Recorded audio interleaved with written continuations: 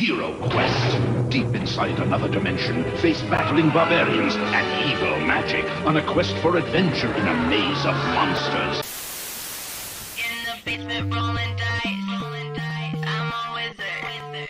When we play, we do it right, candles flicker, fighting dragons in my mind, just for kicks. DM says you're gonna die, roll a d6. As you can see, Steve is behind it all. The dog catcher, coleslaw, Crocs. He's even the reason we don't have girlfriends. It all comes back to Steve. Yeah, he's ruining everything. If Rob were here, he wouldn't let this happen. No, he wouldn't. But he's not. And I have to be our protector now. So I'm gonna take Steve out. How are you gonna do that? Do you remember how Rob said I was a wizard? Yeah? Well, I've been studying a lot. I'm gonna cast Power Word Kill. Oh, whoa, good choice, dude. I always wanted to try that one. It'll be amazing. Rob would be proud. Yeah. Steve won't know what hit him. Winning means mastering the arts of combat I'll use my broadsword! and magic. Fire of wrath! Discover traps and enemies. Uncover secret doors. Keeping it wild. In the forest, I got style. I'm a level 30 ranger. I've been playing for a while. This is how we live. Every single night. Necromancer, raise the dead and let me see them fight. Hell yeah!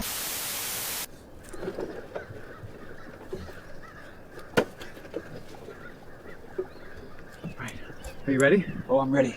Steve doesn't stand a chance. Okay, do you have all your spell components? Yeah, it's somatic and verbal only. Oh, okay. Alright, I'm right behind you, man. All right, Steve, you're in big trouble now. Prepare to meet your doom. Kill! Kill, kill, kill!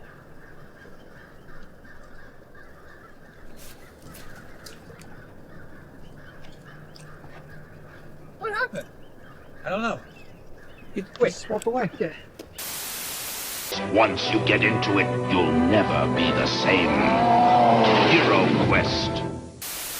Down here with these mice, I'm a wizard. When we play, we go all night, eating Twizzlers. Got my spellbook piled high, learning new tricks, shooting lightning to the sky. You utter a word of power that can compel one creature you can see within range die instantly. Alright, could you see him? Yeah, I could see him. He was standing right there. Oh, was the tree in your line of sight? No, no way. I just looked around it. Okay, what's the range on the spell? 60 feet. Okay, and how close were you? It's hard to tell. We're not on a grid. Here, look. Where were you standing? Right here. Oh, alright, take this. Stay here. I'm gonna go and stand by the garbage can where Steve was. Are you brave enough to fight dragons, to battle wicked monsters, to destroy the Sunstone? Introducing Dragon Strike. When Dragon Strike the video ends, Dragon Strike the game begins. Team up with friends to do battle, to defeat vicious monsters. Dragon Strike the video comes in Dragon Strike the game. In the basement rolling dice, I'm a wizard. When we play, we think we fight giant lizards. You know, we really should have done this before casting the spell. Nope. That's only 25 feet. You were well within range. Honestly, you could have killed him from like way over there. That would have been better, actually. He smells pretty bad. Yeah. Alright, what else does it say? If the creature you choose has 100 hit points or fewer, it dies. Otherwise, the spell has no effect.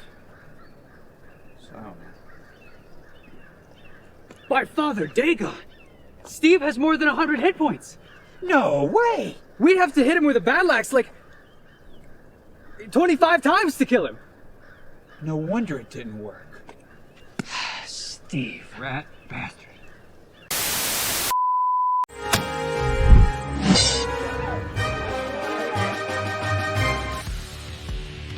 Welcome to Dinner and a Board Game, an actual play show where we kick back, relax, indulge in delicious food, sip on our favorite drinks, and revel in the company of amazing friends while we conquer the gaming table. I'm Heath, and I'll be your host. Welcome to my house for an unforgettable evening of board games and mouth-watering dinners. Sometimes we might have guest players join us for the game. Other times, it might just be me playing. That is what solo gaming is for. But hey, even then, you'll be here with me, and I'm very glad to have you. In our past episodes, we've embarked on epic adventures through Small World, Descent, Zombicide Black Plague, Unearthed, Forbidden Island, and more. But we're just getting started because we'll be digging even deeper into the captivating world of board gaming. There's a treasure trove of games just waiting on my shelf to be played. HeroQuest, Journeys in Middle-earth, Kingdom Death, Darkest Dungeon, Gloomhaven, Frosthaven, and many more. There are so many games and so little time to play them, so let's enjoy as many as we can together. Tabletop gaming is, after all about having a great time with fantastic friends, and it never hurts to add in great food to mix as well. So rally your crew, whip up a scrumptious dinner, and pour your favorite beverage, because now it's time for dinner and a board game. Let the games begin. Hey, good evening, everyone. Welcome to Dinner and a Board Game. Welcome to another Friday night here in the office where we're going to be playing some games, specifically HeroQuest, Quest 3 from the Frozen Horror. Where's the box? Can I show the box? Oh, yeah, right here.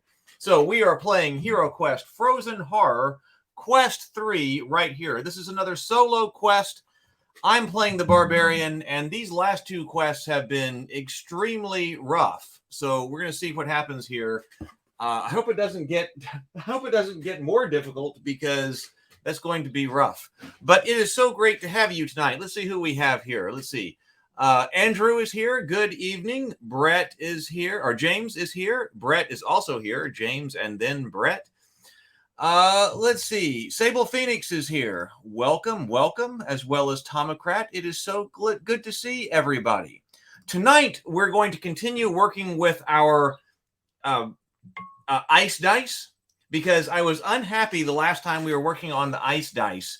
I really want them to be very clear, very transparent, like professional bartender dice. And we didn't get that last time. So we're going to try to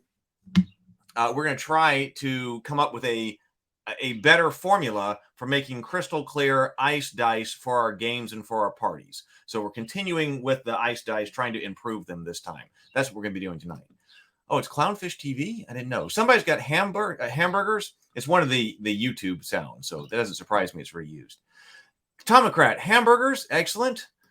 Sable Phoenix had sardines, and now I'm having coffee toffee, 70% dark chocolate and dark and stormy.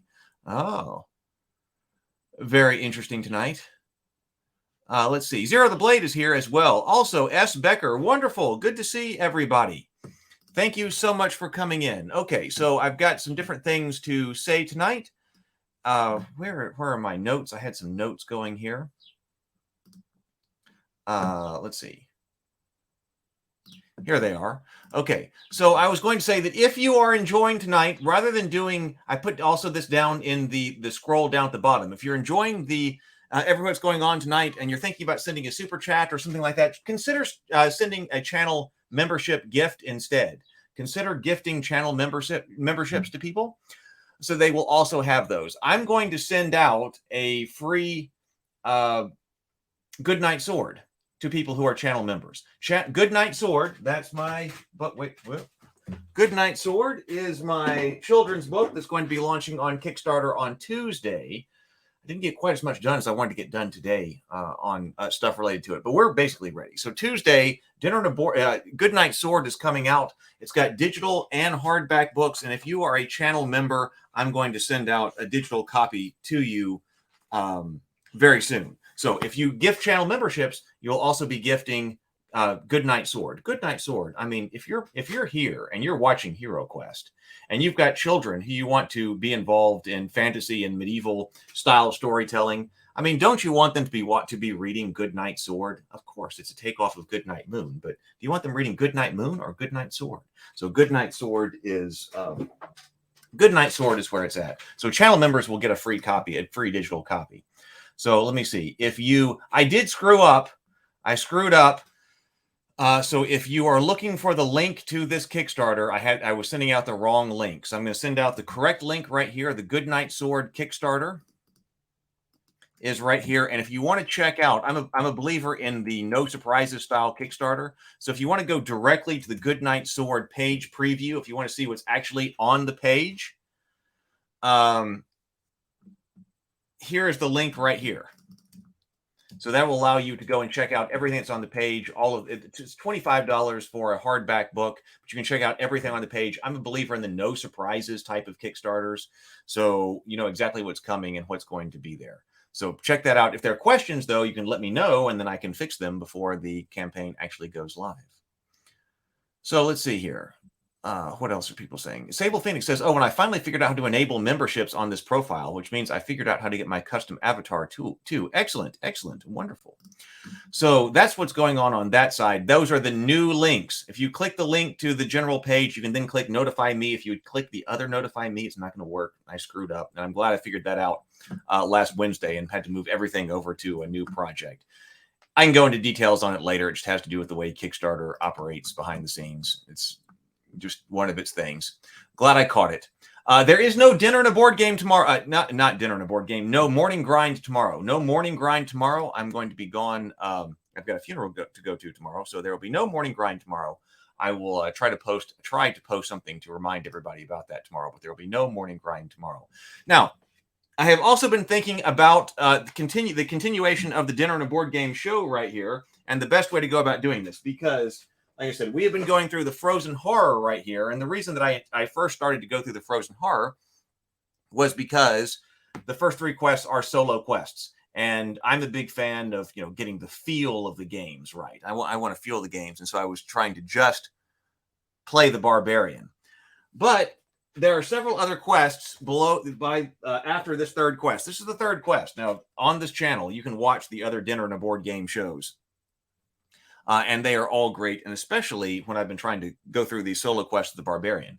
But I was thinking, now what do I do? Do I stop doing dinner and a board game, or do I stop the Frozen Horror quest and go to another quest pack, or do I go to just continue through this and play additional heroes? Because I realized, for me, I'm probably not going to have another opportunity to play through the Frozen Horror. I've been playing some HeroQuest with my nephews, but we started with the original quest and the original quest pack, which is great, but man, that's a lot of HeroQuest for them to go through. So I don't think they're going to plow through everything over there to get through into the Barbarian quest pack.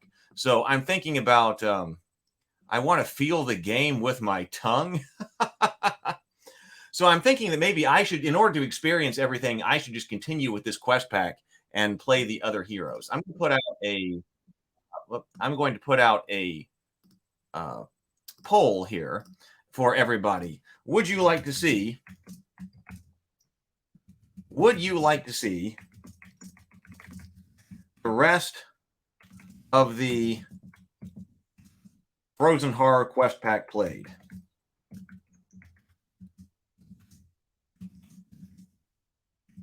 I mean, I'm kind of interested in knowing where the story goes. We could at least try it, yes or no. Would you be interested in seeing the rest of that quest pack played? At least trying it once with multiple heroes is what I'm trying to, was at least what I'm thinking. But would you like to see the rest of the Frozen Horror quest pack played? Ask your community. So there we go. We've got a poll going out. Let's see. I guess those are all the major notes right here. Zero Theory says, as long as you don't mind the app GM. Well, the app GM is what's happening. The GM is running, the app is running this as Zargon, the game master. And you're having just fun, play all characters. Okay, so that's one vote there. Okay, so I'll let that go while we are go to the kitchen. Like I said, we're still working with our ice dice tonight. So we are going, I'm trying to get crystal clear dice. I went to a lot of trouble to try to get crystal clear ice. So let's go to the kitchen and let's see what happens. Here we go.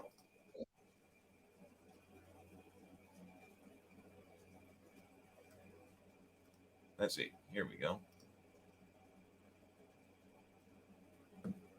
Well, why isn't that playing?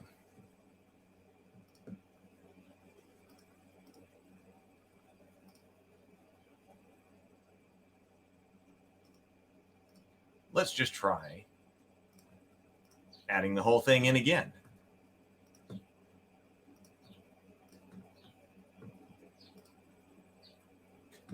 Whoop.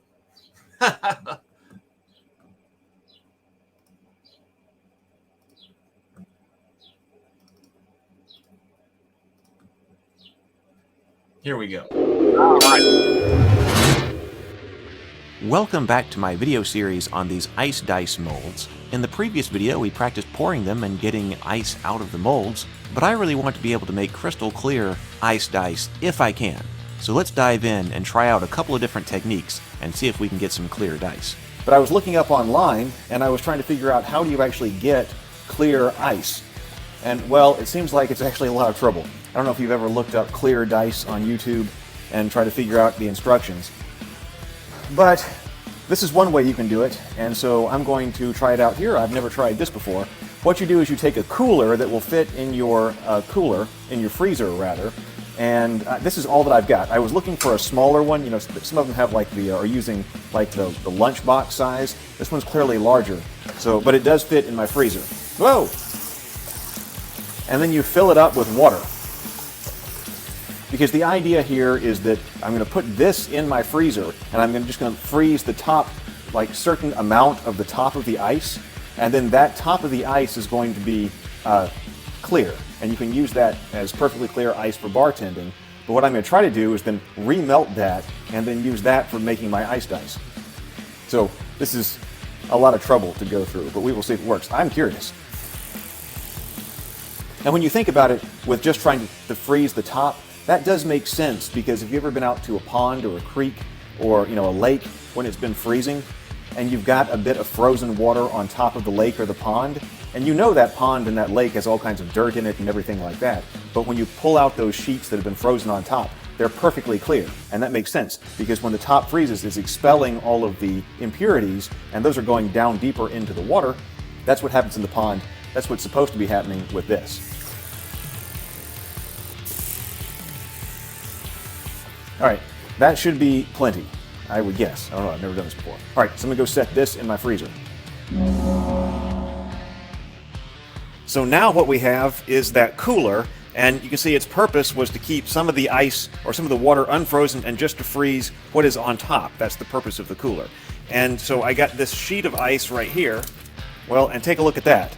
I would say that is some pretty clear ice. It's not terribly thick though. Might need more. But see, that is a clear sheet of ice, so that looks pretty good. And in the YouTube videos that I've seen, if you've got a nice thick piece of ice that's been floating on top of your cooler like this, then you take this and saw that apart using a bread knife or other kind of knife, and then you've got clear ice chunks for your drinks. And you can see, I mean, you can already see the difference between the white in here and the clear nature of this piece right here. But I've got a problem, and that problem is that this water here should be free of impurities, but it's inside this, but it's in this sheet form and not something I can pour into my dice molds. So I guess what I'm going to have to do is put this in something to let it melt. So I've got this pot right here. So what I'm going to do is I'm going to stick this into that pot and then let it melt, and I should have impurity-free water, which I'm thinking should be able to refreeze inside the ice mold, making perfectly clear dice. So let's see how well this works. And I suppose what I'll do is I'll put this back. Whoa, that's cold. I'll put this back in the freezer to try to get a little bit more clear ice. Okay, this is going to be for all the glory here. I've got my dice molds out, and we're going to make sure that they are sealed very well. I think they're as secure as I can make them. Now, here is our water. I went through 2 rounds of freezing a nice chunk of that clear ice in my cooler inside the freezer, and then I thawed it, and then I put all the water in this measuring cup. because I thought this is going to be the easiest way to pour it, because this is for all the marbles here. So here we go. Hopefully, we're going to get some really great looking clear dice. You can kind of see in there that, yeah, these should be very full, including that center one. I don't think it's holding a bubble. Okay, all of those look pretty full, and I've got about 2/3 of a cup in here, so I don't know if it matters. As long as you've got 2 cups of whatever fluid it is that you're filling these with, you should have enough. Okay, I'm going to go set these back in the freezer, and then we will see if we can get clear dice. Alright, so this is for all the marbles here. I've got both ice dice molds here, and I also have a plate which I have kept in the freezer so I can put the ice on something cold when it comes out. And I also have these tongs right here, so maybe I don't have to handle them quite as much. And that way also, these have been in the freezer, so they are also cold. So, let's see what happens. Maybe we can make this work. So, hold on. Well, here we are. I would say that is a pretty good formed D20 piece of ice, but I would not say that it is crystal clear. Far from it, actually. So I would say that I have failed in making clear ice. D6. Oh no. Oh no, in the water. Well, it looks... that does look more clear once it's been in the water, actually. And melted just slightly. But still not perfectly clear like I'm seeing professional bartenders do on YouTube or anything like that. But I would say much better. It does have a pretty look. So let's go over here. That one's nicely formed. Got some air bubbles in that one. And got flashing. Now that one might be the best one yet. This D8. That's nice.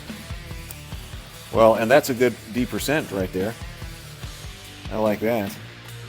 We can see if this one did any better.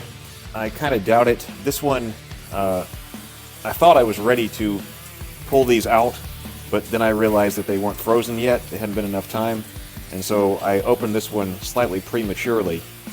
I tried to put it back together, so it might work. It might not. We can just see what's in it. A lot of flashing on that one, probably because it got opened early. Ah! That's a pretty good looking D20 right there. Lots of flashing on the D6. Again, probably because it's open. Yep, that got opened. Got a destroyed D12 in there. Got flashing because it's been opened. Well, anyway. Let's take this glass right here and let's see about the verdict with this. This is one of our best ones. D20 in there. This D8.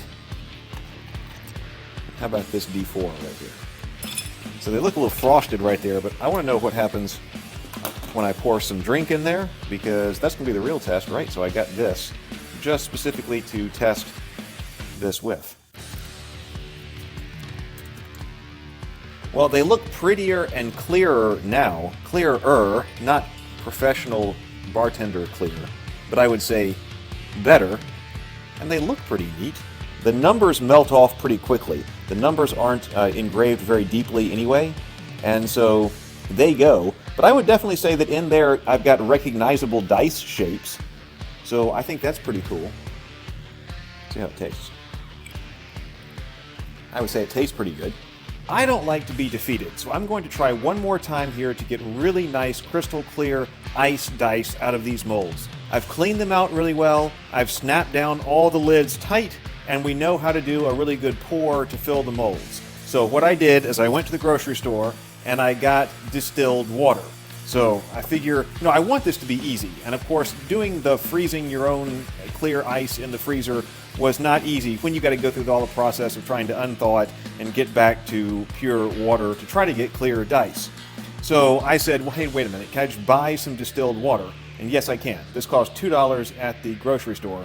So that would be easy. If you're trying to throw a party or something like that and you want to be able to do some clear dice, then it probably would be worth it to just go to the grocery store and pick up a gallon of water to pour these with to create some really nice dice for the party, if it works. So that's what we're going to see, and kind of make this the final attempt here. So, distilled water into the molds.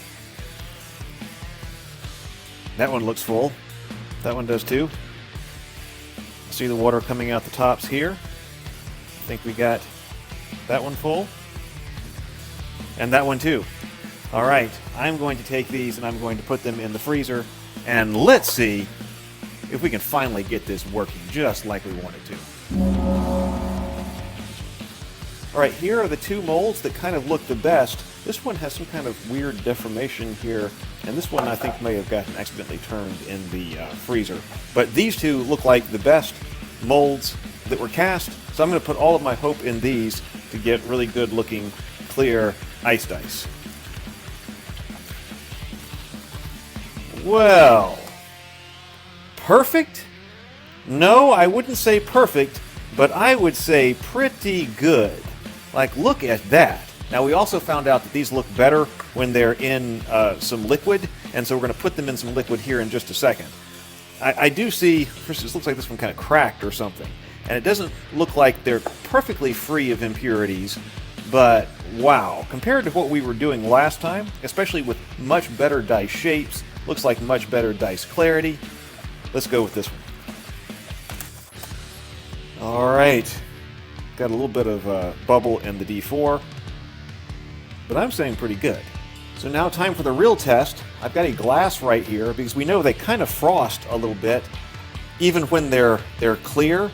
So I think the fairest test is definitely in the glass, which is how you would serve them to somebody at your party anyway. So I got the glass. I've got another little bottle of Maker's Mark. All right, that's ready to go. Let's find out what our best looking dice are. I think that's a pretty good D4. What about this D20? I think that's a good looking D20. And, well, that's a very good looking D%. I'd say that's a good looking D8 too. It's probably too much ice, but it will at least let us, for an actual drink, but it's going to let us test the pour. So how clear do they get when they get wet? Still not professional bartender clear ice clear. But on the whole, I think I will take it. And also see. So there we go. What do you think?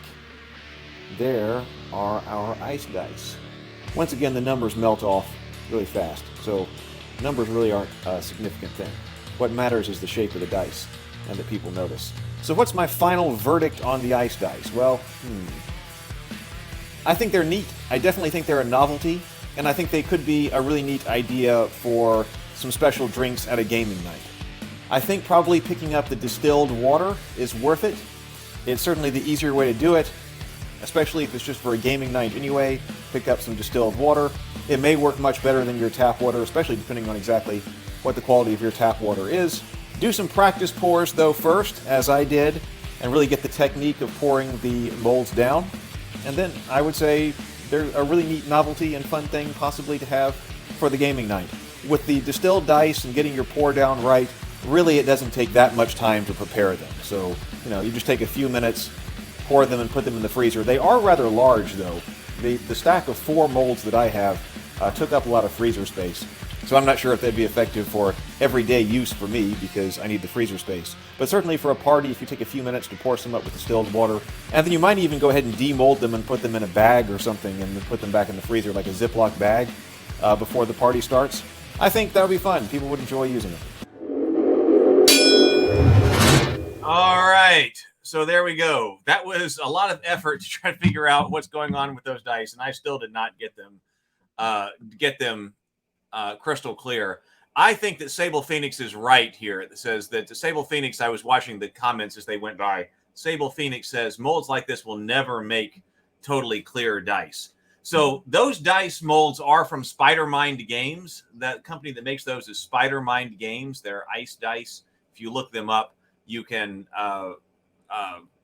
find those molds on their website. I backed those on their Kickstarter. That was a while back ago. I backed those on Kickstarter and got those molds in.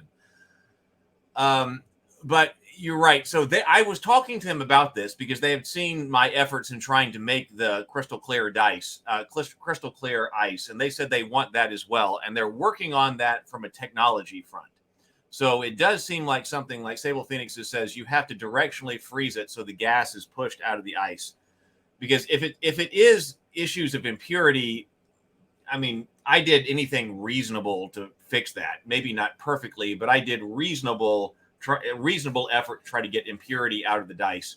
So I think Sable Phoenix is right that we've got bubbles. Okay, it's bubbles, not minerals. So that has something to do with the molds themselves. And I was told that they are working on new molds to produce crystal clear dice. That would be cool. That would be cool. So that's what they told me. I have no idea when that's going to be out or anything like that. But they said that, yes, they understand that desire from the community to be able to produce crystal clear ice dice. And so they think they need a technological solution to get that to happen. So now you know. You don't have to go through all of that effort. That was like a few days worth of freezing water and then thawing water and then refreezing water and stuff like that to come up with that. But now we know. So that was done for science. And yes, 2 shots of Maker's Mark for science. So that is that part of this. All right, let me go over here to the game screen then. Let's go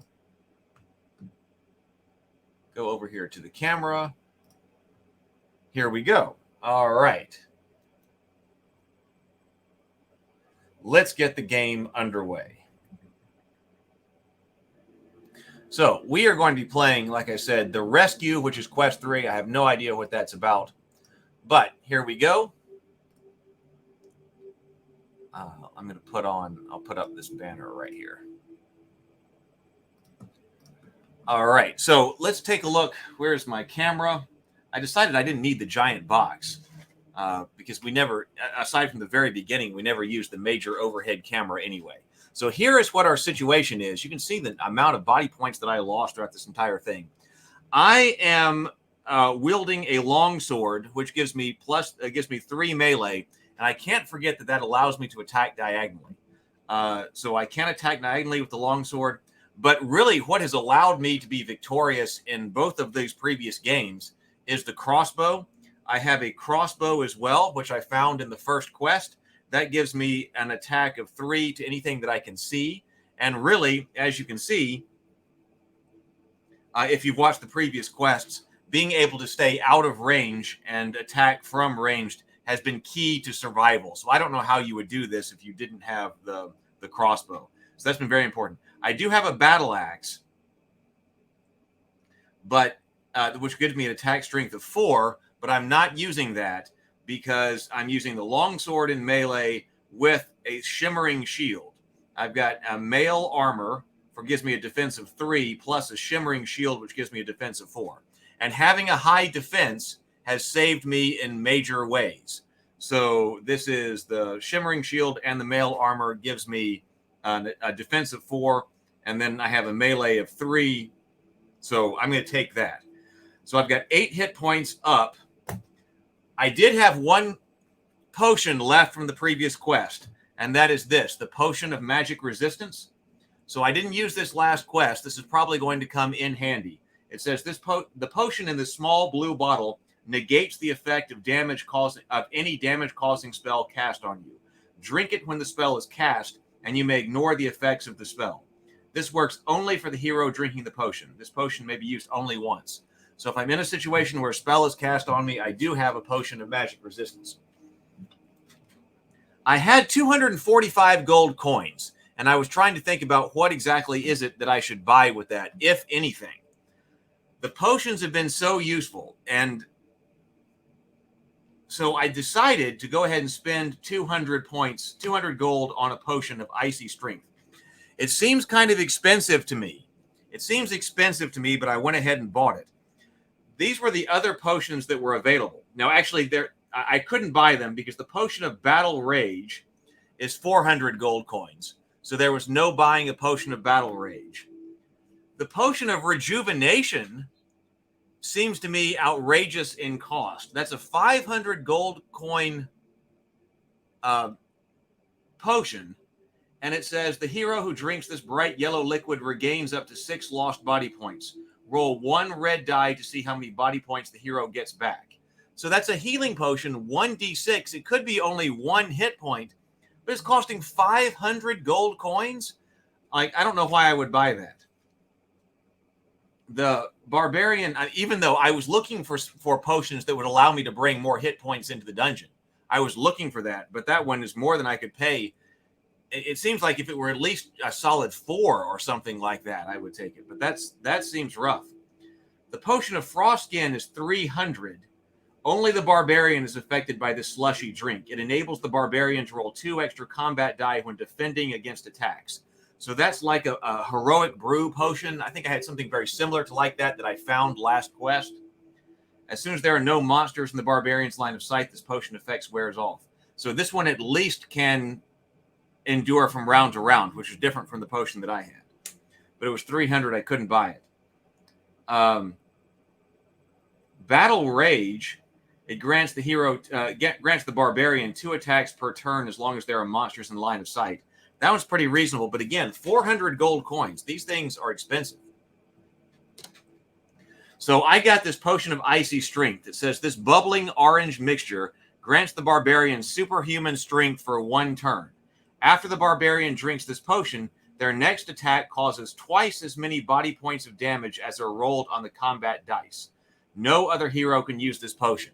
So I did go ahead and get that one because sometimes I've been in situations where, like these Yetis, these polar bears, they have insane numbers of body points. So I was like, if I'm in a situation where things are going badly, I can drink that and double the number of body points worth of damage that I'd be doing on a turn. So I think that's a good one.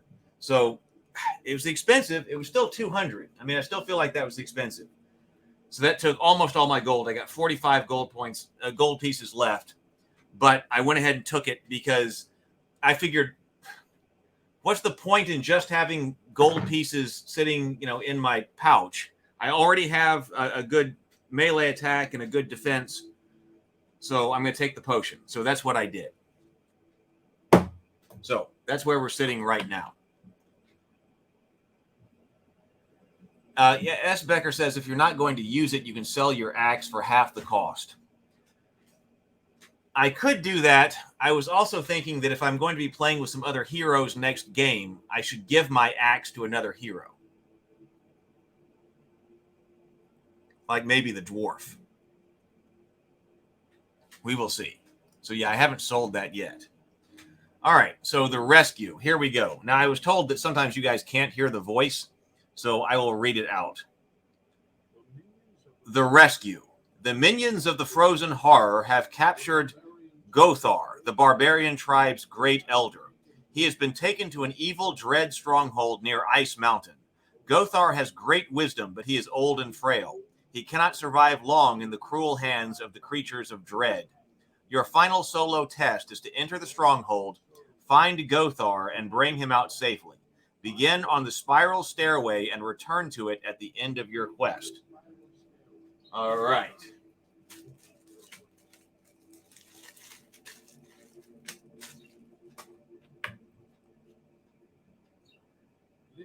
It's a solo quest. I couldn't hire mercenaries anyway. So, bringing somebody else down here would have been nice. But I'm not allowed to do that. This is on a solo quest. Okay. So, we are... It's actually this one right over here.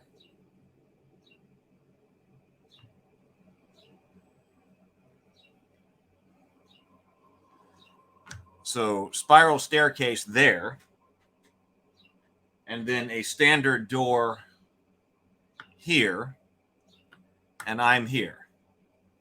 I'll start there. Place the revealed game pieces on the board. Got it. So it said I got to go get him.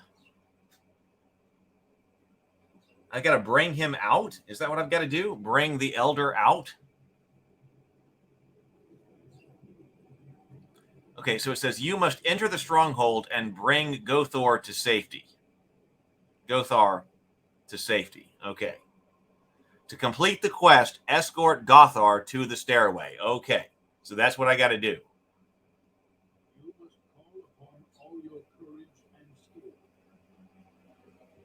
Call upon all my courage and skill. Well, I needed it all last time. Let's see what happens. Okay, rolling is 6. I'm going to step out here.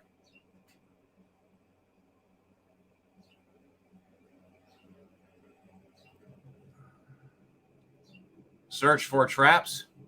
No traps. Search for secret doors. Uh-oh. Secret door found. A faint outline in the wall reveals a secret door. Uh-oh.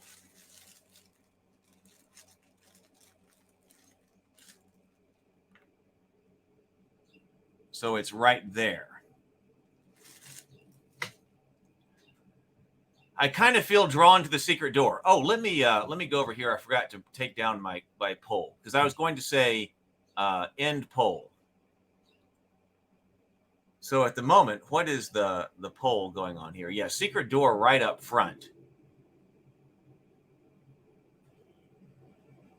It said 73% of everybody had said. It said 73% of the people said yes to continue. Okay.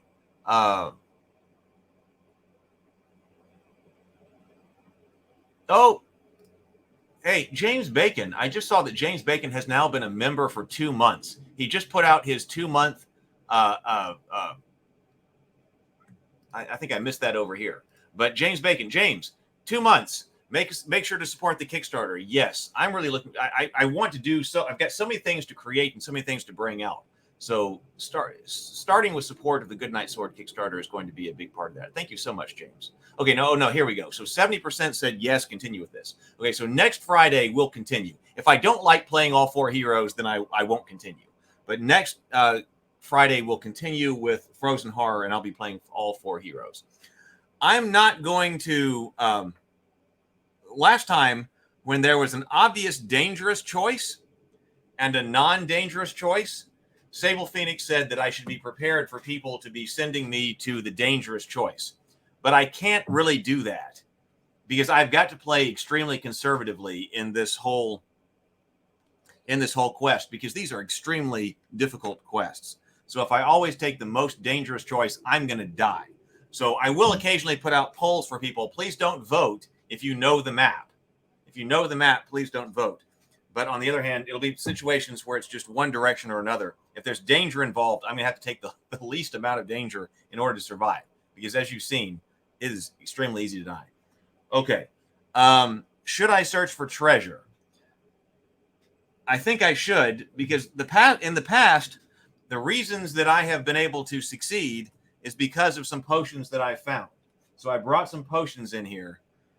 So I'm going to go ahead and search actions, search for treasure, draw a card. I don't know what the wandering monsters are here.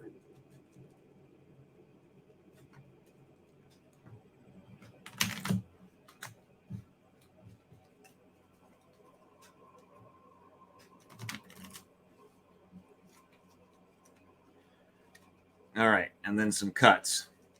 All right, searching for treasure. Potion of warmth. Man, I draw that one early a lot. Okay, so the potion of warmth. This miniature jug is warm to the touch. Drinking the potion immediately after suffering damage from ice, storm, or chill spells, or from ice vaults or icy rivers restores 2 lost body points. Drinking at any other time restores only 1. This one has saved me in the past. It's a 1 hit point health potion, but man, that is nice to have. It's just 1 point or 2 points if inflicted in the right conditions, but I will take it. Okay, Zargon's turn. Let me come over here and start from the beginning then. I think I'm going to try this, try to see what's going on in this secret door. 4, 1, 2, 3.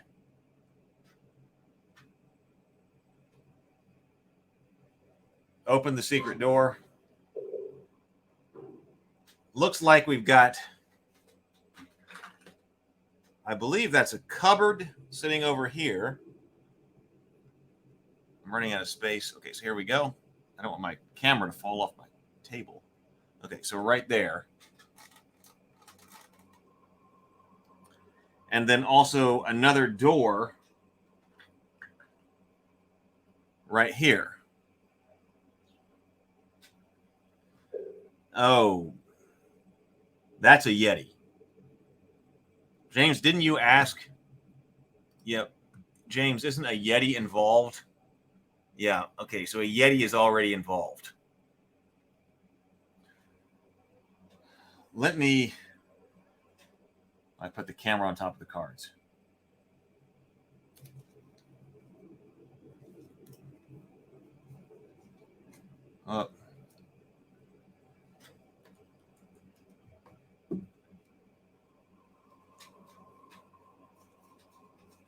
Where's my Yeti cards?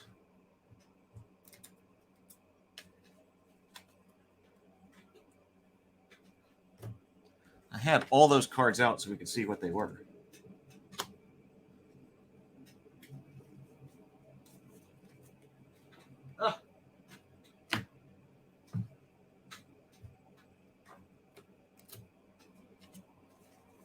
Oh, maybe here. Okay, so this is a Yeti. So here is our Yeti. Here they are. So the Yeti moves 8. Let me get him. The Yeti moves 8, attacks with 3, defends with 3, has 5 body points and 2 mind points.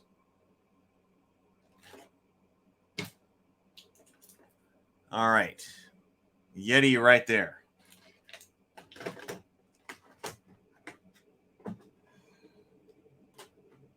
And he also has this Yeti hug ability we haven't really gotten to yet. And if he hugs me, I enabled Yeti hug breaks. Yeti hug breaks. Because otherwise you die in a single player game. Oh, and he's going to... I shouldn't have opened that.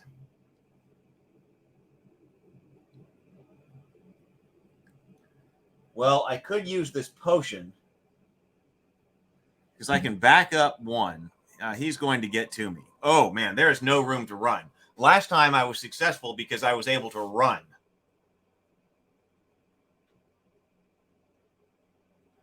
That strategy isn't one that's always going to continue because I was only lucky enough that I rolled well enough last time to stay away from him as I shot. But there's no room for me to move here. I'm going to have to fight him in single combat. Wait, actually, so you know what? I could move up. Sable Phoenix is calling for a Yeti hug break. I think this is a good time. Oh, it's time for a Yeti hug break. Yeti hug break, Yeti hug break. Everybody go hug yo Yeti and show yo Yeti some love. So actually, I could move forward and attack it with my axe. That would give me an attack strength of 4. And I could drink the potion, and I could try to take him out in 1 turn.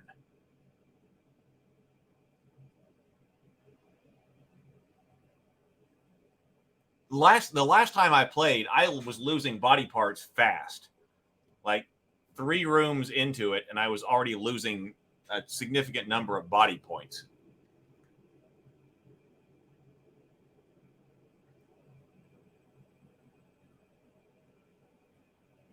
The Yeti is one of the bigger monsters. Now, the polar warbears attack twice, but I was able to outrun them. So I think I'm going to do that. Man, I hate to use this potion so early.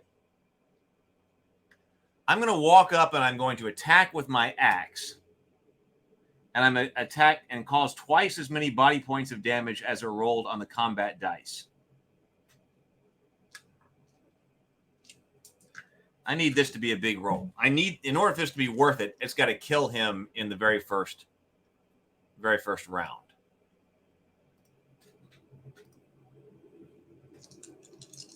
All right. Well,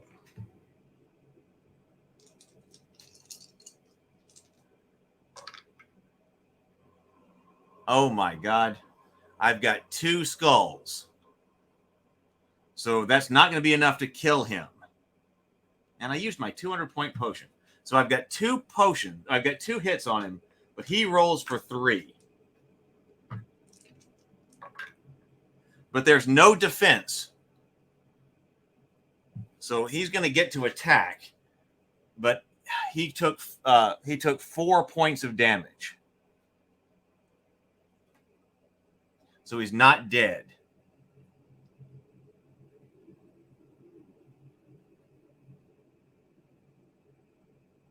How many Yetis can there be in here?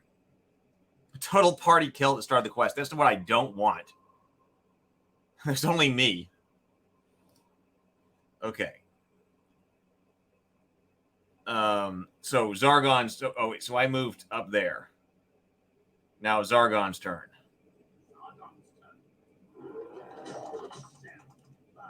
Zargon hits for 2. Hey, Jay. Zargon hits for 2. I defend with 4. For no defense. So I am down 2 already. How many Yetis can be in here? Hopefully not a lot.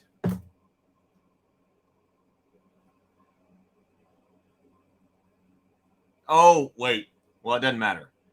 I should have only defended with 3 because I was using my axe.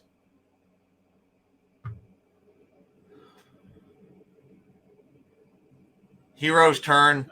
I'm going to attack with the axe again. Hopefully I can take him out. 1 skull. He defends with 3. But there's no defense, so I got him. The Yeti has been defeated.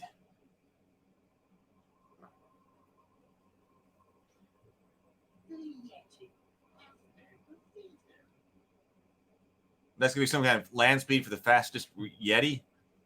Yeah, I guess I hate I have to use that potion. But otherwise, I'm already down 2 hit points. Okay, let me search for traps. No traps. Actions, we're going to search for secret doors. No secret doors.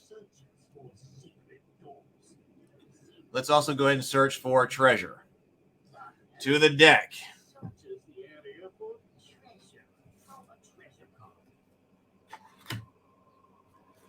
Give the deck a shuffle. Okay, so the potion of icy strength has been used.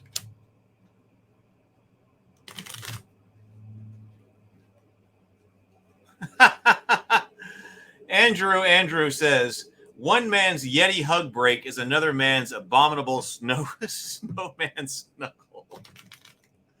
I love it.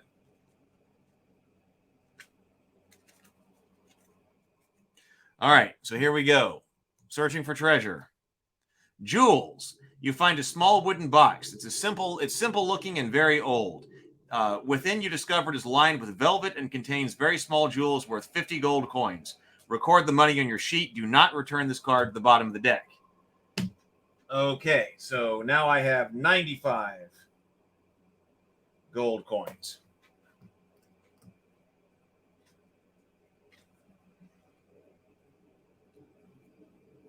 Zargon's turn. Now it's my turn. Okay, 8.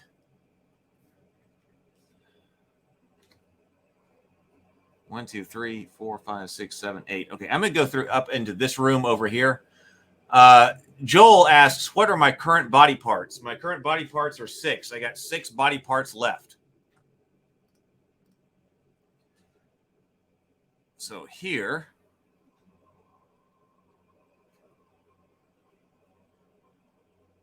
let's open the door. There's a treasure chest inside.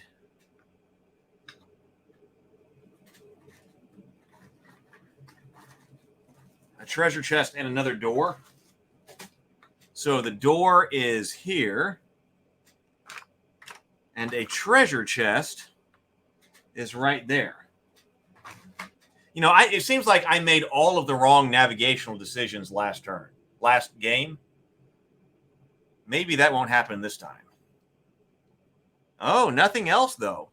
Okay, I'm going to search in, go in here, and then let's go for traps. No traps. Actions, let's go secret doors.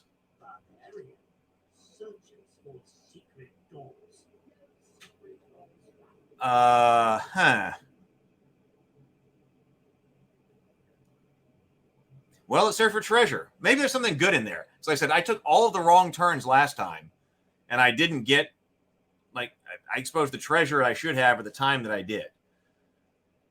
Let's go. All right, let's search for treasure. Treasure chest. You find 70 gold coins in the treasure chest. 70 gold coins. So that is 5, 60, 165 gold coins that I've got then. I can buy another potion later. Oh, so I moved here.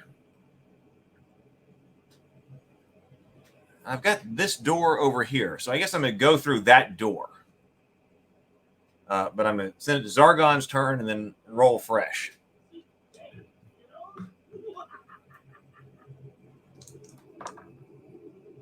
I got a 7. 1, 2, 3, 4. I'm going to stop right there. I'm going to send it to Zargon's turn.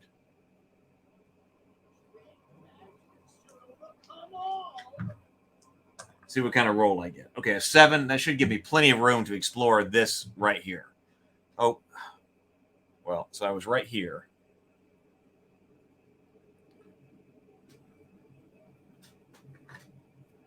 Yep, open it. So now there is a door up here and a bookshelf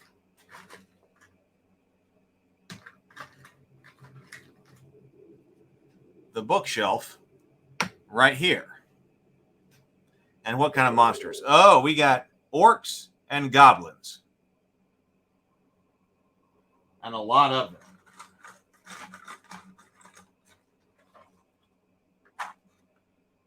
So we got an orc right here. Orcs are tough because they have the battle statistics of the barbarian.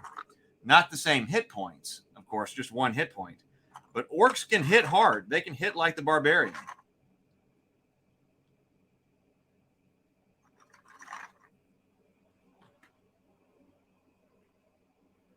All right. I need to play conservatively so that only one of these guys can hit me per turn, and I need to take them out in order. So I'm going to send it to Zargon. I'm going to take an attack. Rather than stepping through, I'm going to take 1 attack. I'm back to sword and shield. Orc moves up here. Orc attacks with 1 hit. I'm back to 4 defense dice. And I am defended. Oh, you can't see that. Running a room. I am defended. 2 defenses.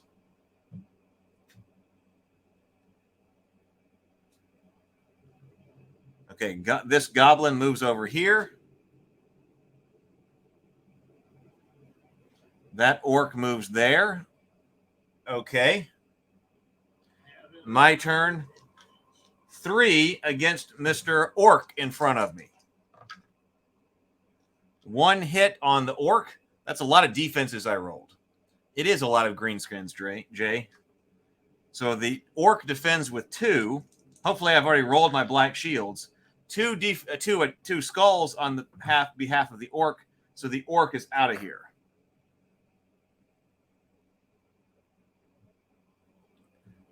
Remove him. All right, Zargon's turn. Oh, so we got a goblin wants some this time. Goblin steps up. Goblin hits once. 4 defense. There is 1 defense right there. It was 2 black shields and then a skull. But I got 1. Family gathering. Yes. So I am okay. Sends it to my turn. All right. 3 into the goblin. 2 skulls on the goblin. Goblin only defends with 1, so goblin cannot defend. Rolls a skull anyway. Goblin dead.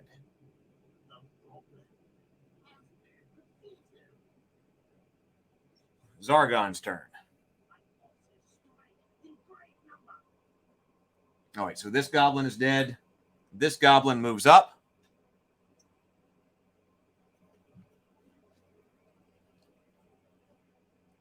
I will swing for 3. Oh, that was excellent. So goblin moved up. It didn't attack? Oh, wait. Is it going to attack? No, the goblin attacks first. Okay, so goblin attacked with 1. I got ahead of myself. Like, that's what it should have done. So I got to defend with 3. I rolled 1 defense, so I'm okay.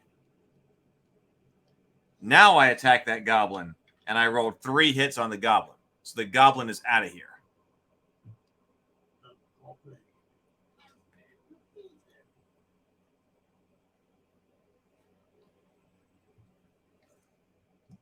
So far, this is going well. I don't want to jinx it. Okay, orc moves down. 2 hits. Come on. Defense. Defense. Look at that. All right. 2 shields. So nothing on that. I'm going to attack back with 3. 2 hits. Orc defends with 2. No defense on the part of the orc. The orc is out of here. So that went how it was supposed to go. That went well. I've got a roll of an 8. So this guy is out of here. So 1. Search for traps. Oh, wait. Back. So I'm going to go here. Yep. Now, search for traps. No traps. Actions. Search for secret doors. No secret doors. No jinx, Becker says. I do not need a jinx. Let's search for treasure. Draw a treasure card. All right. I'm going to shuffle these up.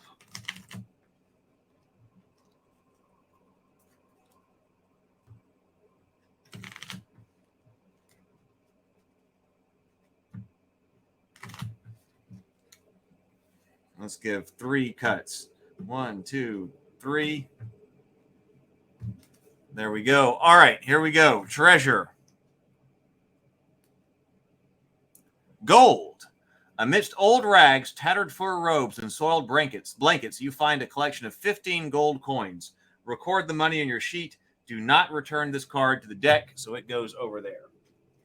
So another 15. So I've got 180 gold coins. Huh.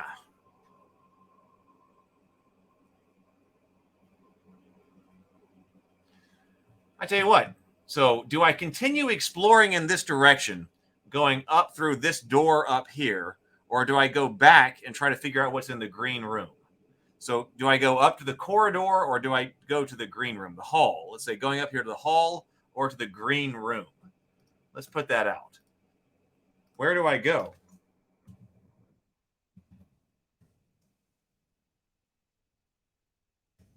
Hall, green room. If you know the map, please do not answer.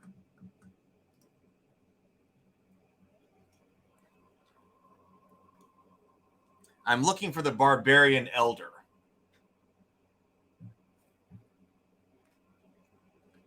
I've got to find him.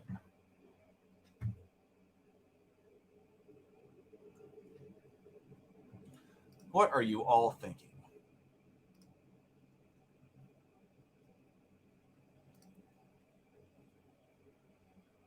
I'm kind of thinking, I don't know. I've screwed myself over in both ways as we've been playing. Trying to go back and make sure that I'm not missing something, in which case I went and I did things that I didn't need to do and nearly died. On the other hand, I could chase down something that's not necessary.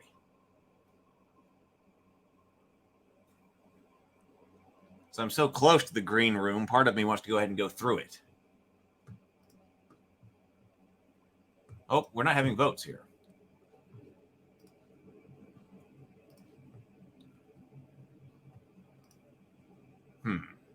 All right, so I'm going to go. All right, we will close that. Okay, somebody. Oh no, we got a vote for the hall. So go ahead and go to the hall. All right. Well, then we're going to go to the hall. All right, hall. Then we're going to keep going that way. Then let's do it. The vote has spoken. I'm going to go this way up to this hall. Did I already roll the dice? I forget. Or no, I'll re-roll them. I got a 6. 1, 2, 3. Oh.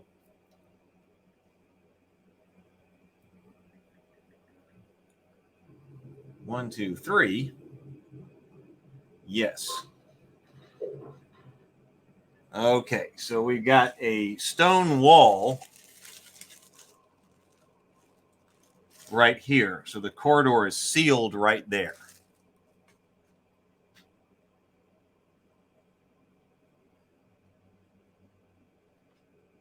Five.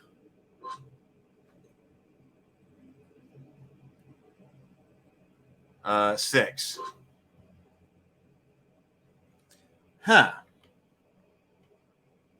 I'm going to come around this way. Zargon's turn.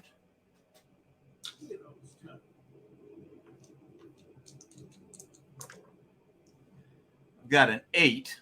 I'm going to go right here. I'm going to search for traps, though.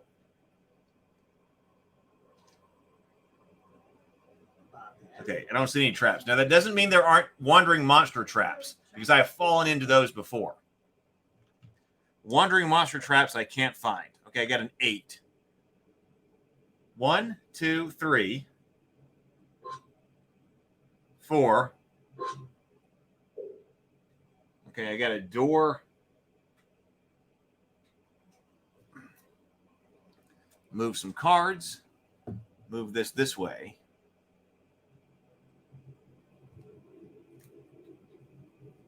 Oh, so this door opened.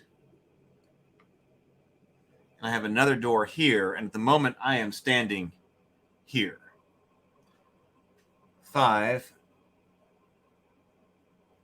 6. Oh, and another door into the green room. So I can go into the green room that way. Maybe I should go clear it out. 7, 8. Zargon's turn. At the moment, I feel like I'm doing pretty good. I'm feeling rather confident at the moment. We'll see how long that lasts. Okay, so now I'm standing right there. 3, Zargon's turn. Let me roll that again. All right, 10. Let me go here.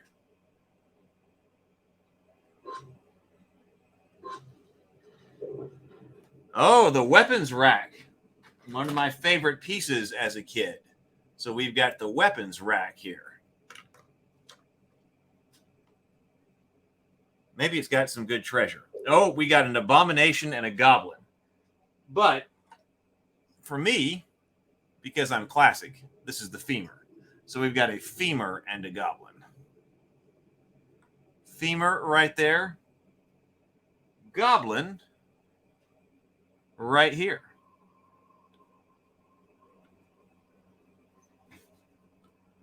I'm going to go and try to kill the femur in one hit.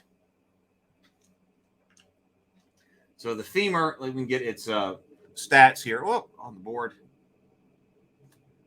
Here are its stats. Well, I'll put it over here. The femur has 2 body points. No, I know, Spud. Like this has been, at the moment, this is going well, but these other games have been brutal. So I'm going to go right here. Still have to play very conservatively. Okay, 2 skulls on the femur. Femur and a tibia.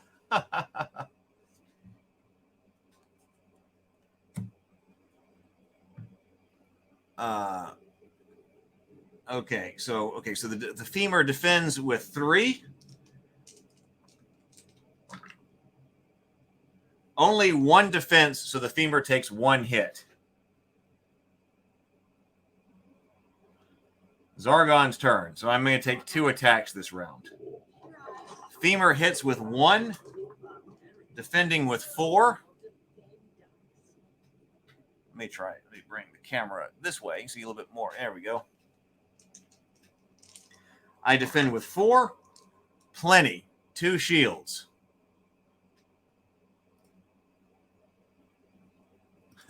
Spud says, does it use a shoulder blade? I don't know, but it should.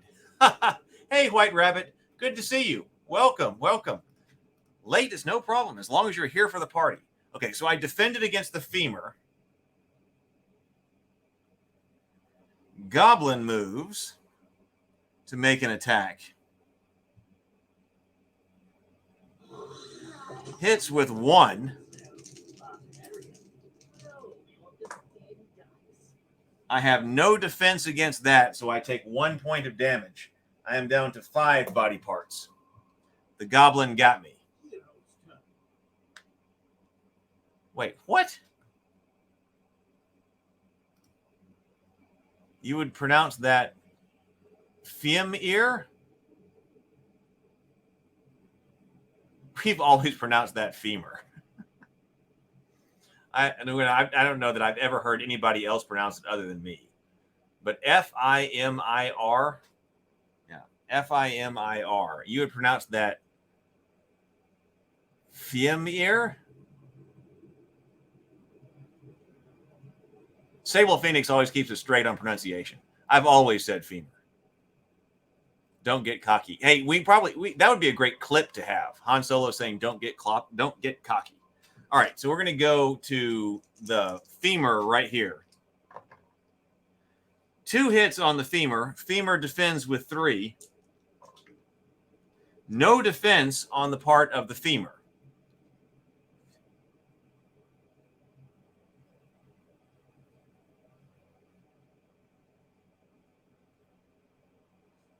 Okay, so femur is out of here. We have so many great pronunciation discussions on this channel. Femorians, or Femorians.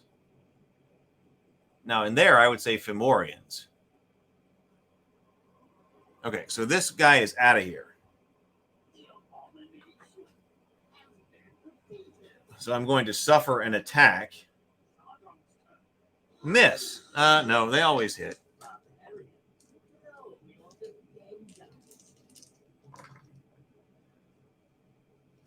Two defense, so I am good. Okay, Goblin. Attacking diagonally doesn't help me as much when I'm just alone. It helps a lot when you're playing with multiple heroes. But the longsword's ability to attack diagonally, I got to remember that. But so far, it really hasn't been helping me. It's much more useful when you got multiple heroes. So Goblin only defends with 1. He can't defend. He rolls a skull. Goblin is dead.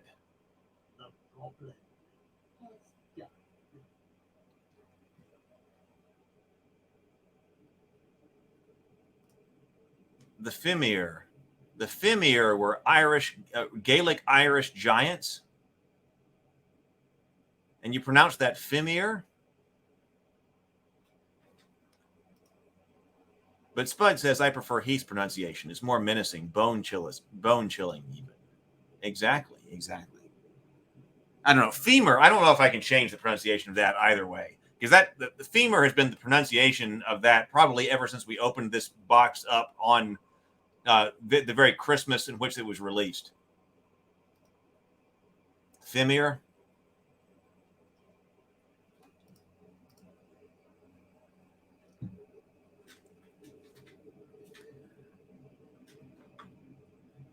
All right, so this guy is out of here. So actions. Let's go ahead and search for traps. No traps. Let's go ahead and search for secret doors. And let's search for treasure. Come on, get battle axe found. The battle axe gives you an attack strength of 4 combat dice, cannot be used with a shield or used by a wizard. Huh.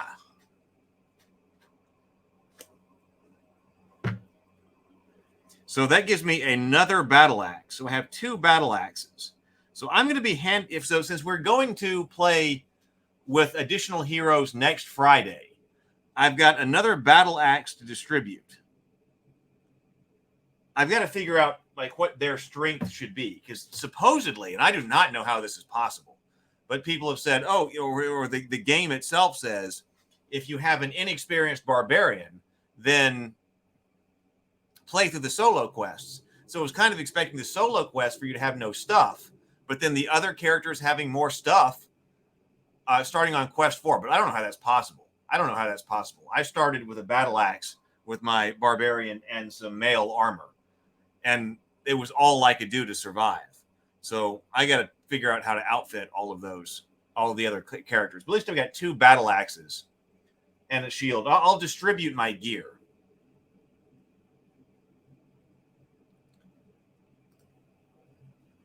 Right, it's femur. Femur is right.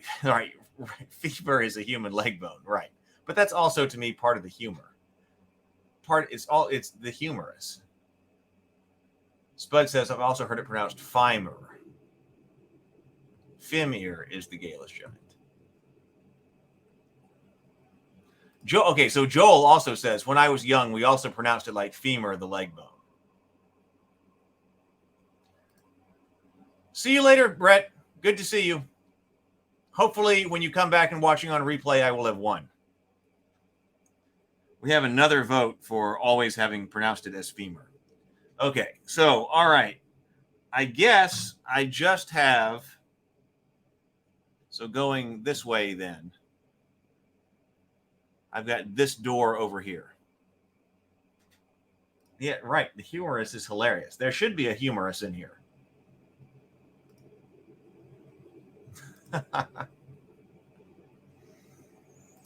All right. So this should be an open door.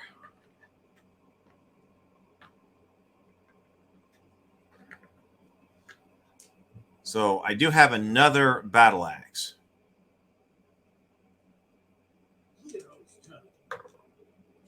Okay, 10. 1, 2, 3, 4, 5, 6. I could go and look around this side. Nah, I'm going to go ahead and go to this door. 1, 2, 3, 4, 5, 6, 7, 8. I'm going to stop right here. Have a fresh roll to go in. Joel says, either way, it's better than the abomination. Yeah, I agree. It lost something by having to be the abomination. Oh, my God. Has encountered a wandering monster.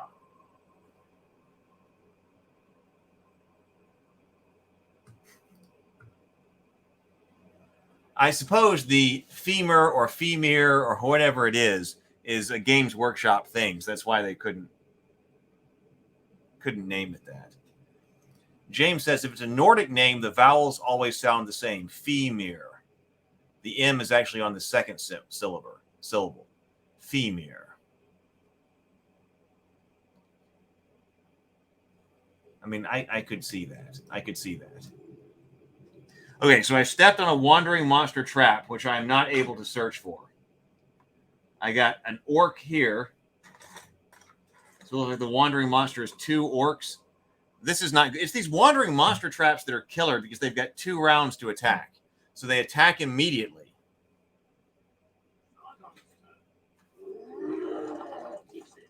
Okay, phew, I had a miss. It's about time.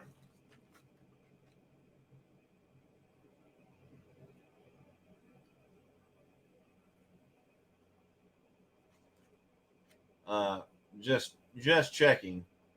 Yeah, the monsters immediately attack. Okay, so one of them misses. That's good. One of them hits twice.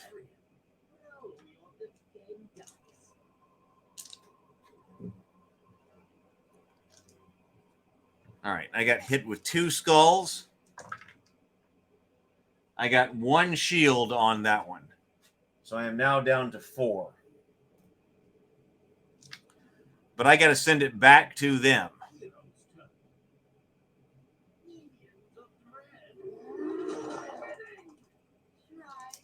Two skulls, no defense. I'm already down to 2 hit points. It's the wandering monster traps are horrific. Thank God a miss. Okay, so now I'm going to attack this orc right there. Oh my God, I got no damage. I got to go through another round of 2 attacks. Well, this could potentially kill me. But no idea if it is Nordic. I have no idea where it actually comes from as far as the lore of the world goes. I literally wish I could speak every language humanity does or has ever spoken. For something as recent as femur, we're just guessing.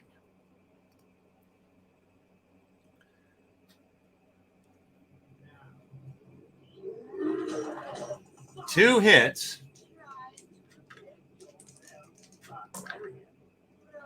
We have got actually 3. I'm rolling 4, so I got 3 defenses right there. So I am good right there. One hit.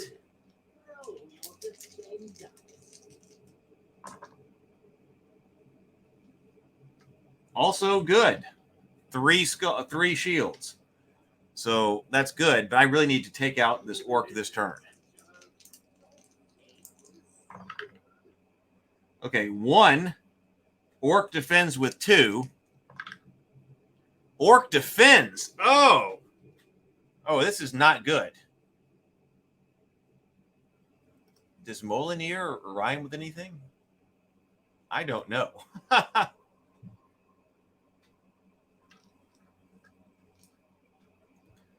Come on. Miss. 2 hits.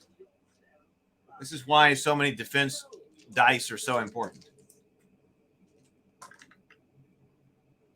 1, 2, 2 shields. All right, I'm okay. Orc attacks with 1. Okay, at least I am defending like a god.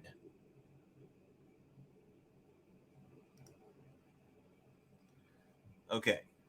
Now, I want to attack with 3. Come on, skulls. 1 skull on the orc, 2 defense. No defense on the orc. This orc is out of here.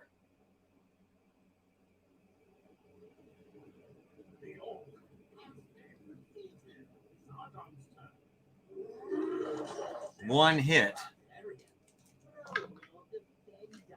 Well, that's enough. There. Look at that. These orcs have very sternum expressions. I need to kill this orc. Oh, this orc is dead. I got 1 skull on that orc. No defense, orc. No defense. No defense. So orc is dead. Well, that could have been a lot worse.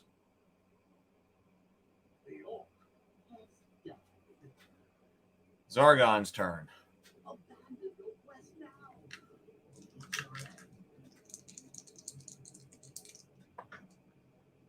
Okay, I rolled a 6. So let's see what's inside this door. 1. Oh, well, this is the big room. That kind of seems like someplace if you were going to keep a prisoner, it might be in there.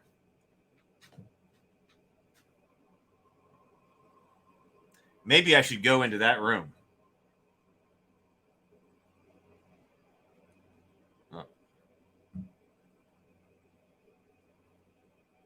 Maybe I should try coming in here. But that may be exactly what they want me to do. Red room up here. Red room or black room?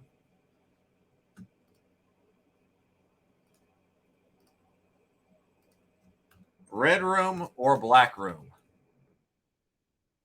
Red, black. Huh.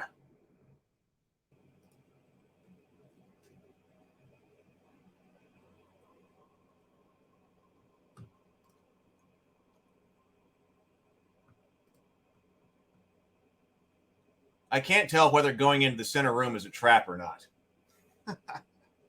I can't tell. It could be the obvious solution, or it could be the trap.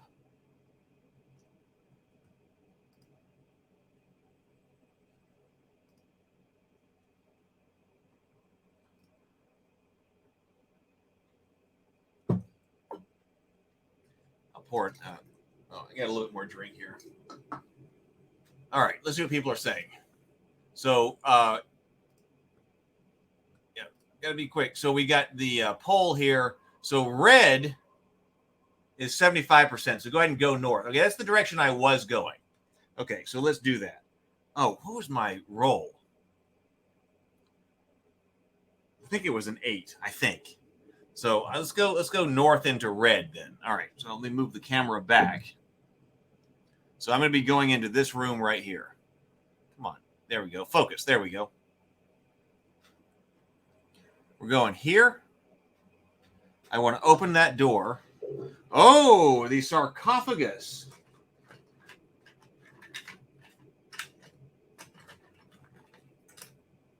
A sarcophagus is back here.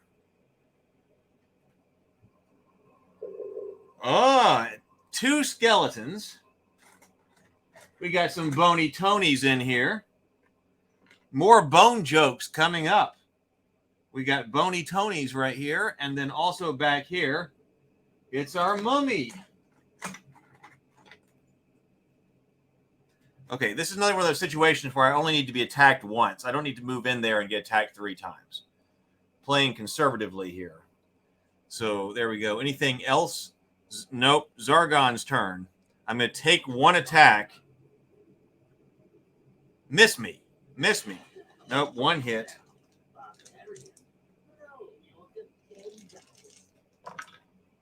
I've got 2 shields. I don't know. Where can you see?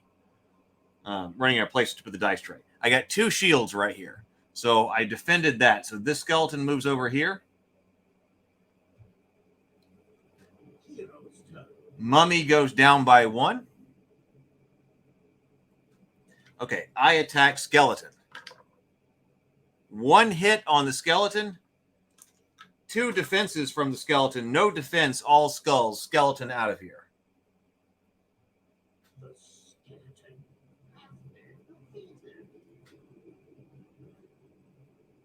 Speaking of bones, yes. Skeleton moves over.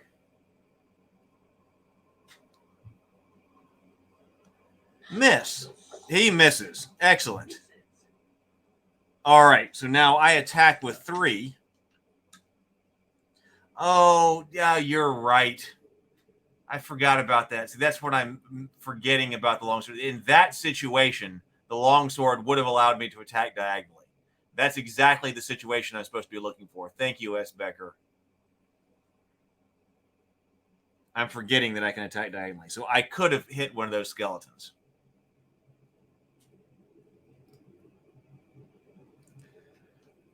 All right, I'm going to attack the one ahead of me. That's exactly the situation I should be looking out for. I got 2 hits on the skeleton right there.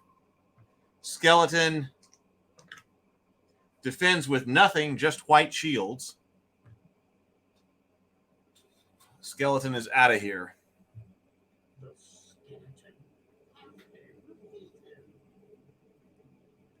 Zargon's turn.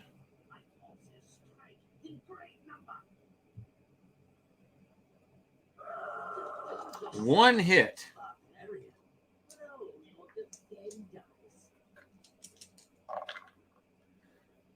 Two skulls, 2 shields. Well, 2 skulls too, but 2 skulls and 2 shields. So I will take it. The mummy is slow. So where is the mummy's card? Mummy's card right here. The mummy moves 4, attack 3, defend 4, body 2. If I don't kill him, I should probably try to move back and shoot him. Yeah, and shoot him with a crossbow. So let's see. Let me really hit him with 3 right here, and then I might try to back up and hit him with a crossbow. I got 2 hits right here, so that might be enough. But he defends. See, he defends with 4. Mummies defend with 4. He defends with 1, so he takes 1 hit. You see that? He got 1 shield. Hero's turn. So let me see how far can I move. I rolled a 7. 1, 2, 3, 4. So let me just move down this hall to shoot the mummy as he comes back out.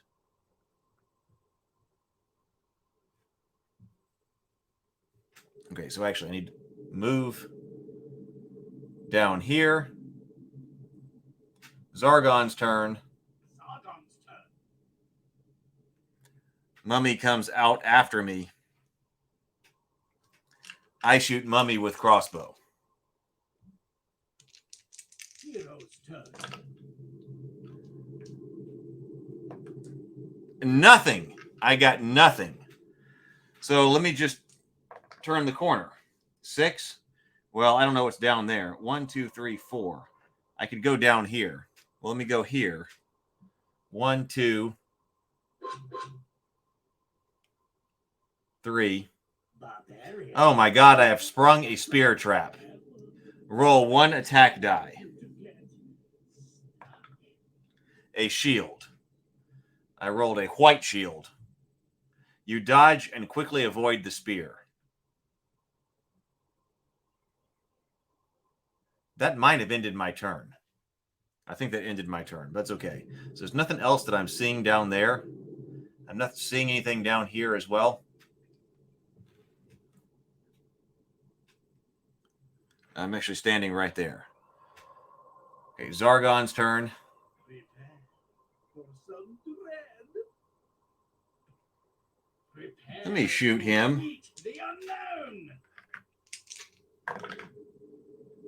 1 skull. Oh, but 2 shields.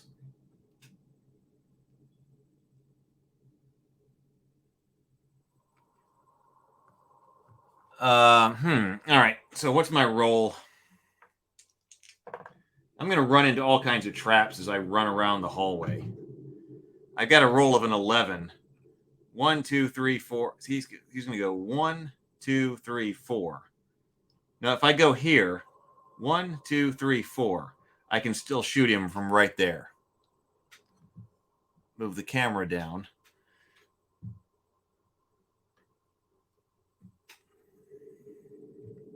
Zargon's turn. Oh, I didn't update. Let's see if it matters. Miss.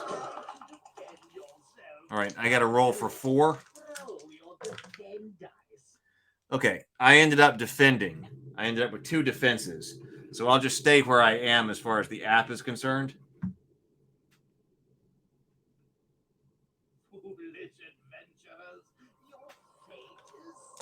Let me just kill him.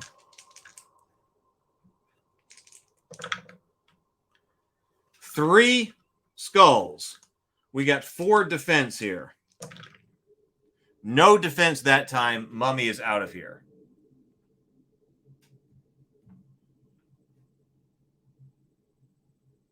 The mummy has died. All right, let's go 8. 1, 2, 3, 4, 5, 6, 7, 8. Back over here to the red room that we were trying to get into.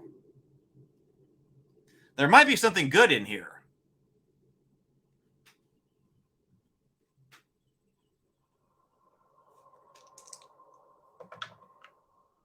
Five. 1. This door should be open.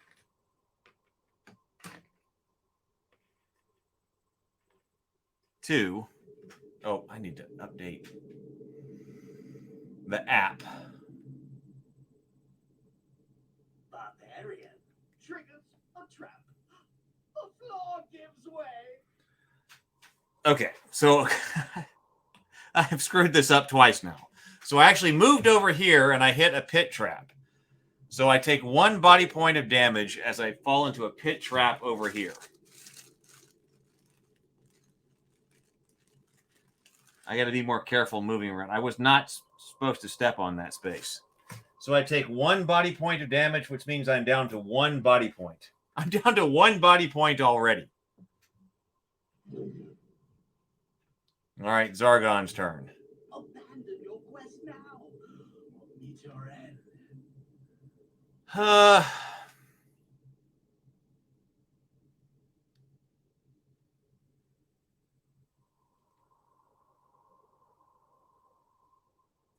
We said red, so let me go over here. Search for traps. No traps. Search for secret doors. No secret doors. Search for treasure. I gotta draw a card. Searches the area for treasure. Draw a treasure card.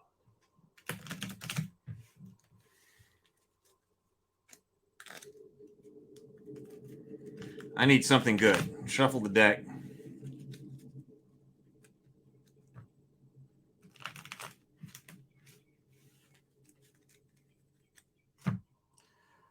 One,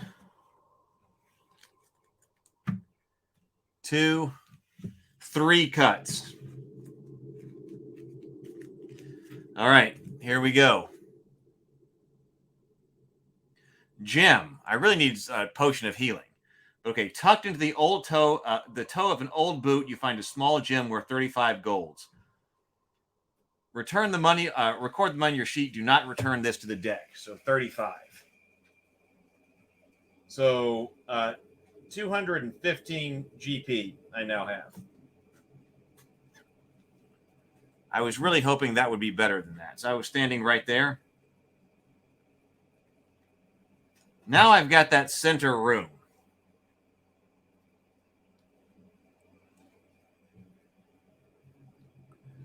All right. Let's get out of here. Let's see if I can circle this center room. So that's a 7. 1, 2, 3, 4, 5, 6, 7. Zargon's turn.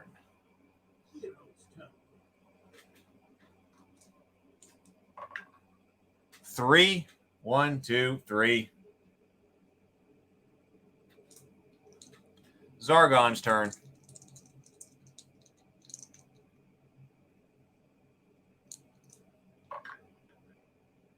Three.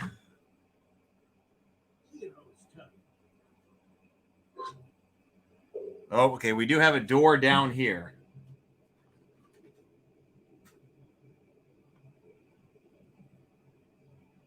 So I'm actually standing right here at the moment. 2, 3. Oh, and we got a blocked passage. Oh, where do I put my camera? So here we go. We've got a blocked passage right here.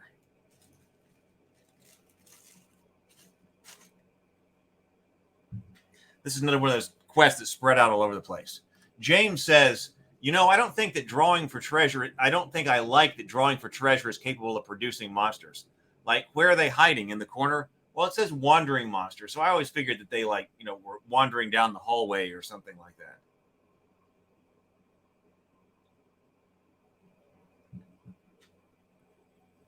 There we go, focused. I still feel like I should try the center room. So here, Zargon's turn. Oh. Watch me step on another trap as I go. Well, okay, so what I should probably do, I can't do anything about finding. Oh, God, the floor seems weak. Right there.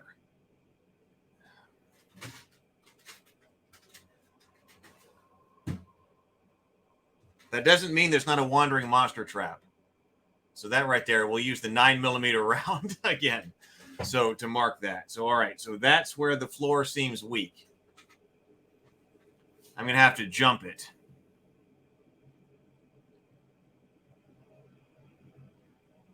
I'm going to try getting in there.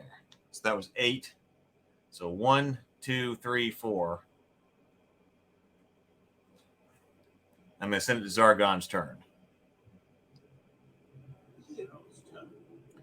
All right. We roll. All right, so I'm standing down here now. 7. So that should be enough. So I'm going to go here. Jump. I do. Select my roll. My roll is white shield. You jump the trap. Okay, so I made it over to the other side. Oh. So there really aren't that many places to go. So now I've got a sealed off passage here. Here's this sealed off passage. It fits a bit better. So there we go. So here,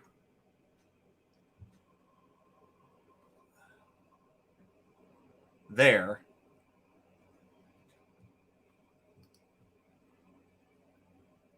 Zargon's turn. There could be some terrible stuff in here. There could be some terrible stuff in here.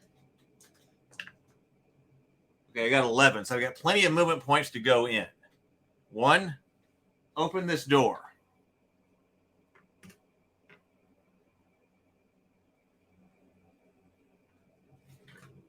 Yes. Okay, we've got the rack, the torture rack, right back here.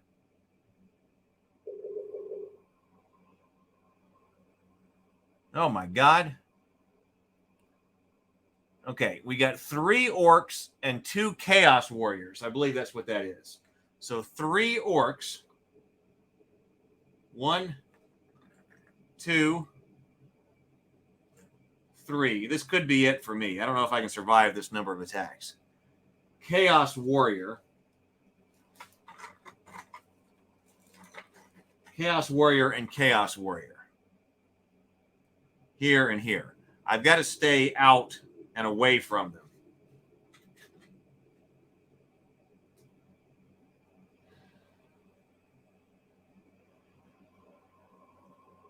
And I got traps on either side of me.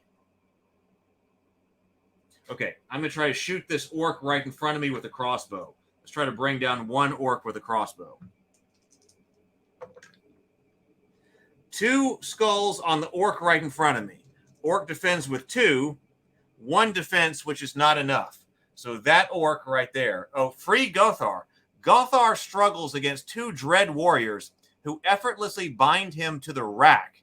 Defeat the monsters in this room and free the Great Elder. Oh! Well, how about that? Well, now I have to. Because Gothar...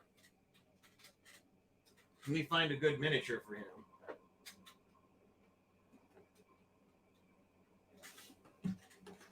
I got alternate barbarian miniatures.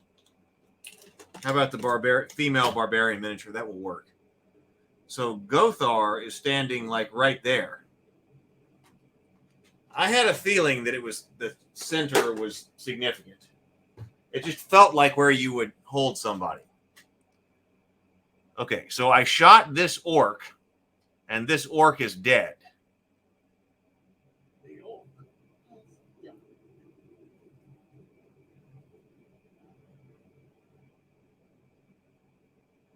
Okay, Zargon's turn.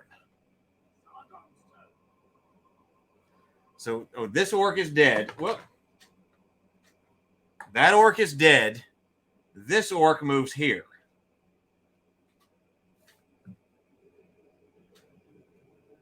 Just miss. Just miss. No, 2 hits.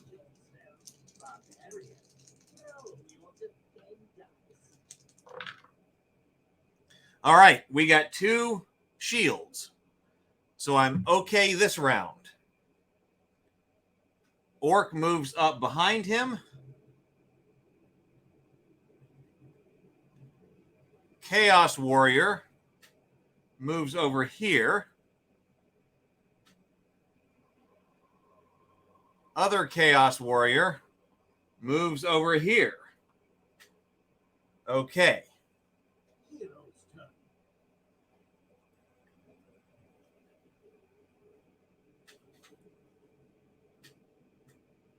Oh, let's see the paint job on Gothar. This is the female Barbarian I just pulled out. So this right here is the female Barbarian miniature I painted.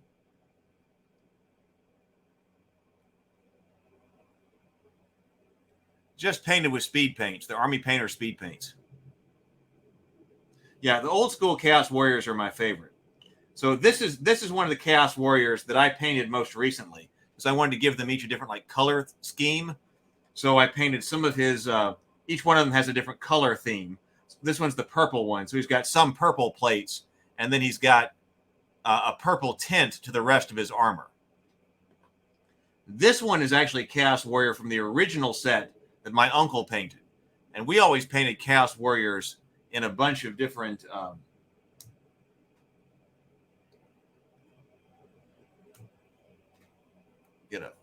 There we go. Focus on a bit. We always painted Chaos Warriors in a bunch of different colors. So this is one of the original Chaos Warriors from our set. My uncle painted a long time ago. And so it's got a bunch of different colors on his armor.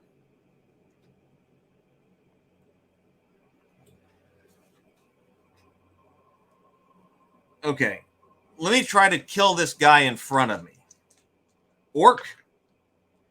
2 hits on the Orc. The Orc does defend with 2.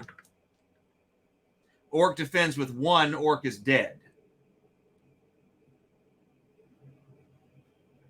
So this Orc is dead.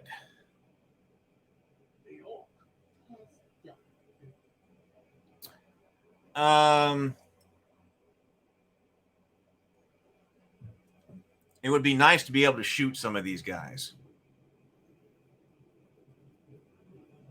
But I also don't have to jump those pits twice. I've got a potion of warmth. I got 1 body point and a potion of warmth.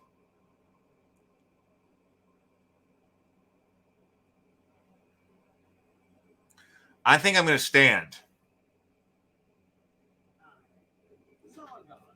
And actually, this is a situation where I realize I should be attacking diagonally. Okay, so the Orc miniature comes up.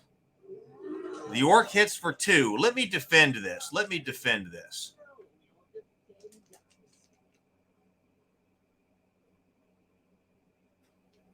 Becker says, love the bright colors. All it needs is a good 90s goblin green base. Or am I showing my age? Well, we didn't put, no, you're not showing your age. We didn't put goblin green bases on these because they were supposed to be in the dungeon here. Oh, so I'm defending against the Orc. All right, 2 shields. So I got 2 shields on the Orc. So I'm still up. What I should be doing is using my longsword to attack the Chaos Warriors because they attack with more. So let me see if I can go ahead and take one of them out. So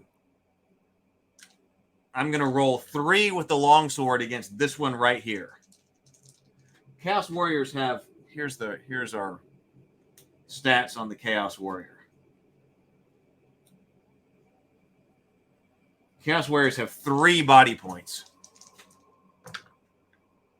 Okay, 2 hits on this Chaos Warrior right here. Chaos Warrior defends with 4. Only 1 defense on behalf of the Chaos Warrior right there.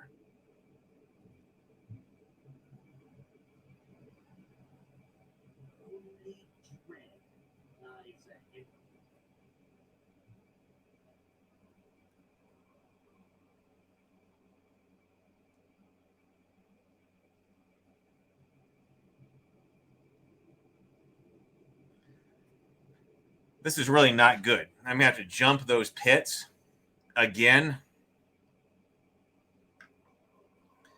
All right, let's so the Chaos Warrior attacks with 4. I don't want the Chaos Warrior to attack me. I want the Orc to continue to attack me.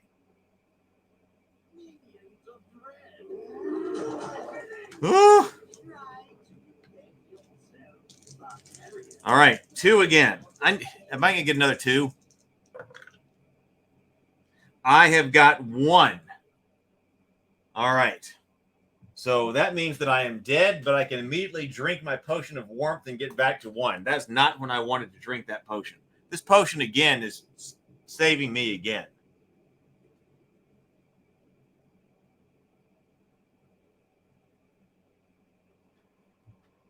I'm not feeling great about this. All right. 3 diagonal to this Chaos Warrior. 2 hits on the Chaos Warrior. Defends with 4. So we got 2 hits on him. He defends with 4. He defended once.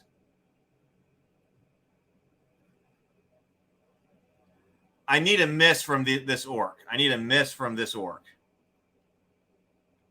The orcs are fast too, aren't they? I can't. Well, let me see what my roll would be.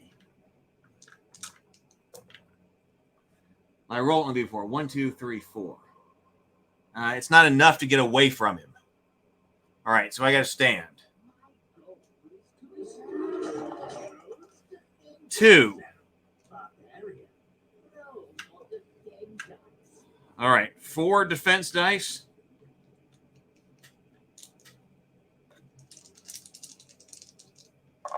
I really need to chop these guys up. Okay, now that's back to my ordinary defenses. So I got 3 defenses, so I'm still standing there. Okay, so now attacking this Chaos Warrior again up there. I need to bring him down. 1 hit on the Chaos Warrior. Come on, no defense, no defense. All right, 1 hit and no defense on the Chaos Warrior. So this Chaos Warrior should be dead.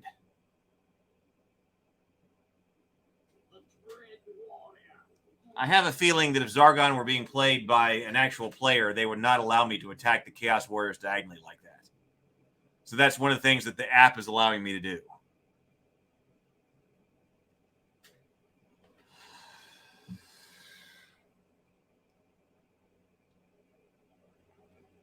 I need another beer. Hang on. I need another beer. Oh, it's time for a Yeti hug break. Yeti hug break, Yeti hug break. Everybody go hug yo Yeti and show yo Yeti some love.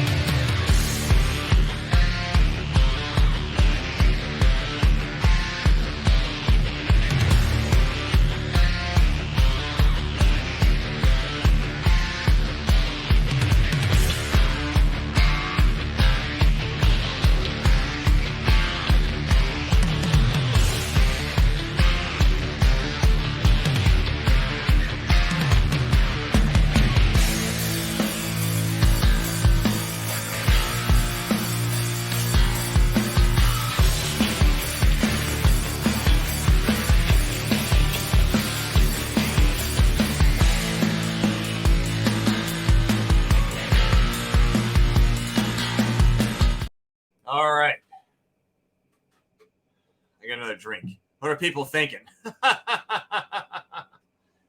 if the well, yeah, no. Asperger says, I know. If I'm just playing the way the app is playing. I mean, the app does different things. So I mean, I'm playing with the app. So the app is Zargon. So what the app does is what the app does. I wish there were only these 2 characters still sitting in front of me and not these other traps. That sucks.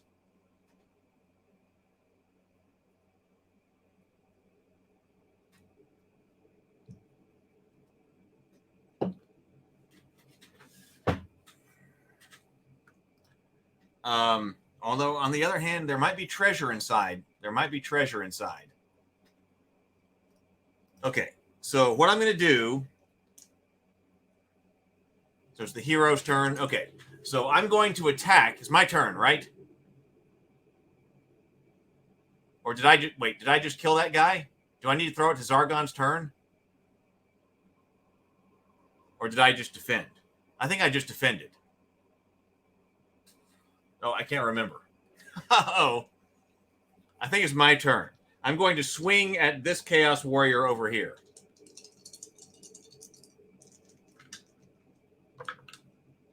All right. I got 3 hits on Mr. Chaos Warrior here. So this Chaos Warrior is taking 3 hits.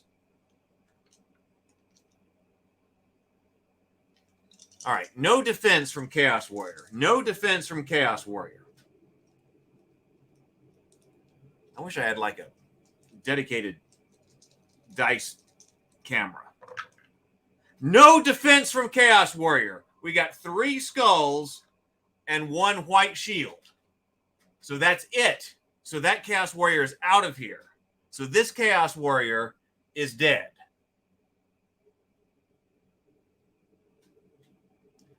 Gothar thanks you profusely as you release him from his bonds. To represent Gothar on the board, use any available hero miniature. Gothar is under the Barbarian's control and moves after him. The Barbarian and Gothar must return to the stairway to finish this quest.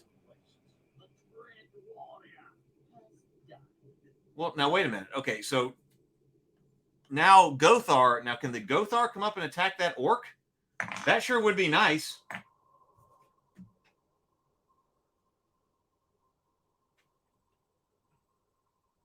Hey, Gothar, attack that. Oh my God.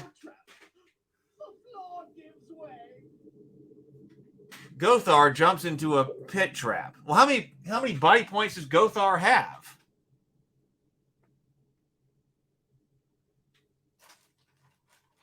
I hate traps. I hate traps with a dang passion. So that ended his turn. Now, what is this? Is this orc going to attack Gothar in the pit now?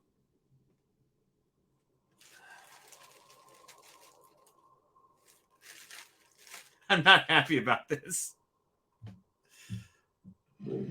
Place your hero's tile on a pit trap and end it.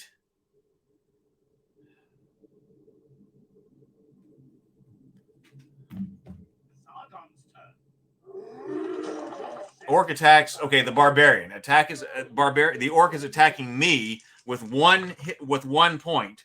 Okay, and I rolled 3 shields, so I am still okay. Okay, now then let me attack. I have got 1 hit on the orc in front of me. Orc defends with 2. Don't defend, orc. Let's just be done with this. Nope, orc defends with 1. Drat. Oh, wait. Activate Zargon's turn. No. Let's go over here because I haven't ever played another hero before. Oh, my God! You have stumbled into a pit trap.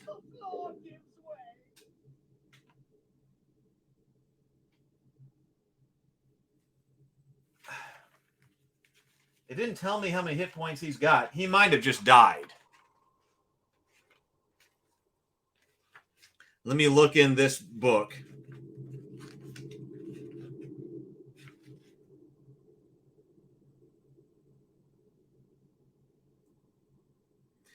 He's dead.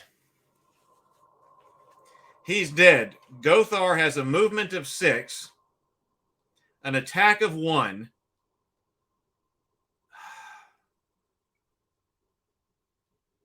I can't believe I did that. Hey, Cthulhu Bob Lovely. So good to see you.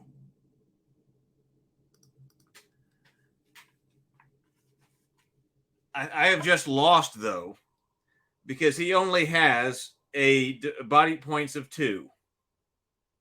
And I moved him into 2 different traps.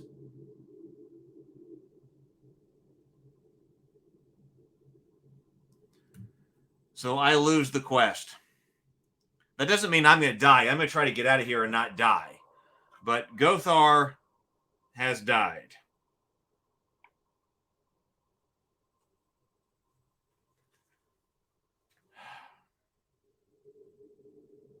That sucks. That sucks. So this over here.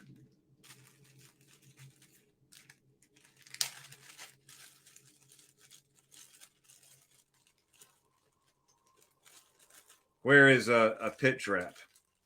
I should have been more careful than that. Gothar got out of that trap. Or got out of that and then fell into pit traps.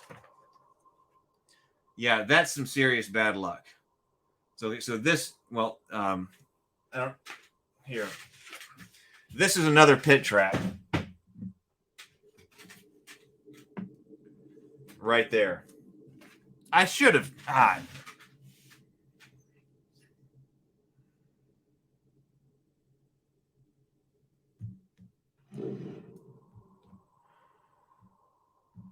How do I tell it that he's dead?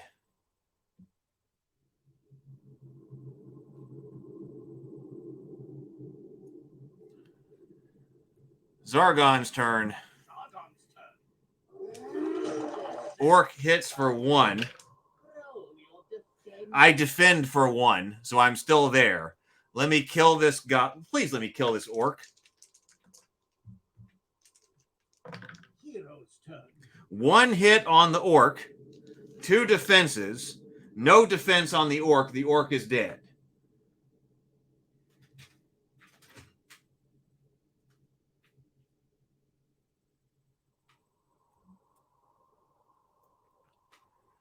Well, I think I've got to get out of here with my stuff.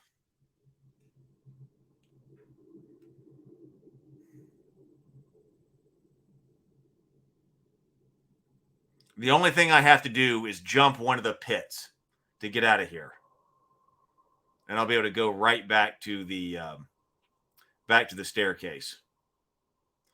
How do I tell it? I wonder how I tell it Gothar is dead.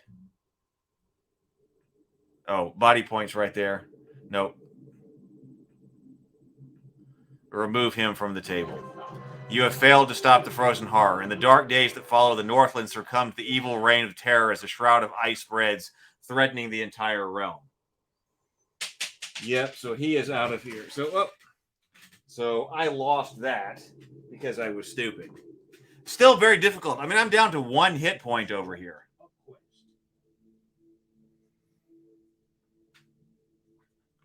Let's see. And so that lost the quest for me. If I go down here, when I jump a pit trap, what's the rule on jumping a pit trap? Okay, I rolled a white shield. So I think with white shields, that allows me to jump. So I would jump 1 white shield and then go back to the staircase. So our hero barbarian guy died, but I believe that I got out. Ugh, that is rough. That is rough. That was a shorter quest than ordinary. I really hate that I lost that one.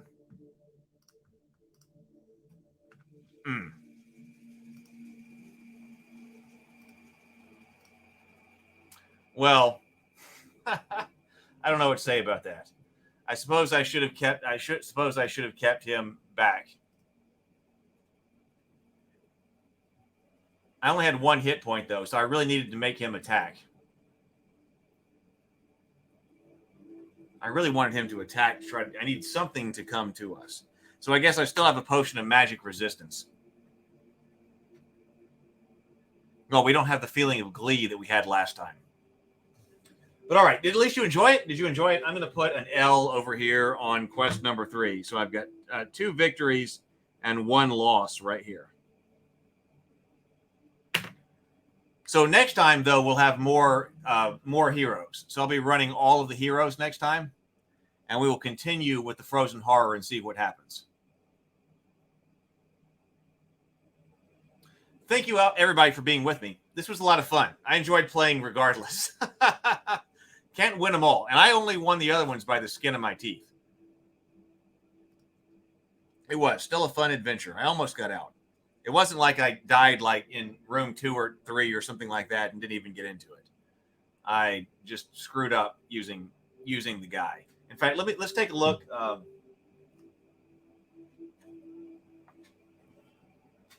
So all 3 of those spaces in front of the orcs were pit traps. I'm glad I didn't go down here though, or down into that yellow room. There was nothing worth doing in those rooms beneath there. That was pretty rough. Maybe there was some treasure or something. But it seems like on the whole, there's no way I could have survived if I had decided, hey, let's go down to that yellow room instead of the center room. There are so many more monsters in there. I would never have survived. So I got as close as possible. I guess I should have had. No, I couldn't have him search for treasure because he was in there with monsters. Well, that sucks. That sucks. But okay. All right. Well, on to Quest 4 then. On to Quest 4 with the entire hero team next time. Oh, you're going to get the box? Maybe next month. It's a lot of fun. It's a lot of fun. We've certainly I played this game more than any other board game that I have, by far. All right, everybody. Well, there's no morning grind tomorrow. Morning grind will, I've got to be out of town because I have the funeral tomorrow morning, so I'm leaving the house early tomorrow, so there'll be no morning grind tomorrow.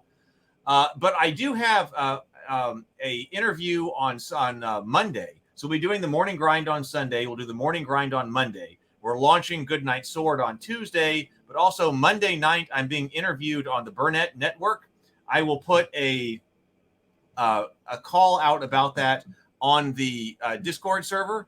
Let me go ahead and put that right here. If you're here and you're not a part of the Ravenkeep Discord server, let me put that here because I will be on the Burnett Network, which is covers sci-fi and geek-related stuff about the Kickstarter Monday night.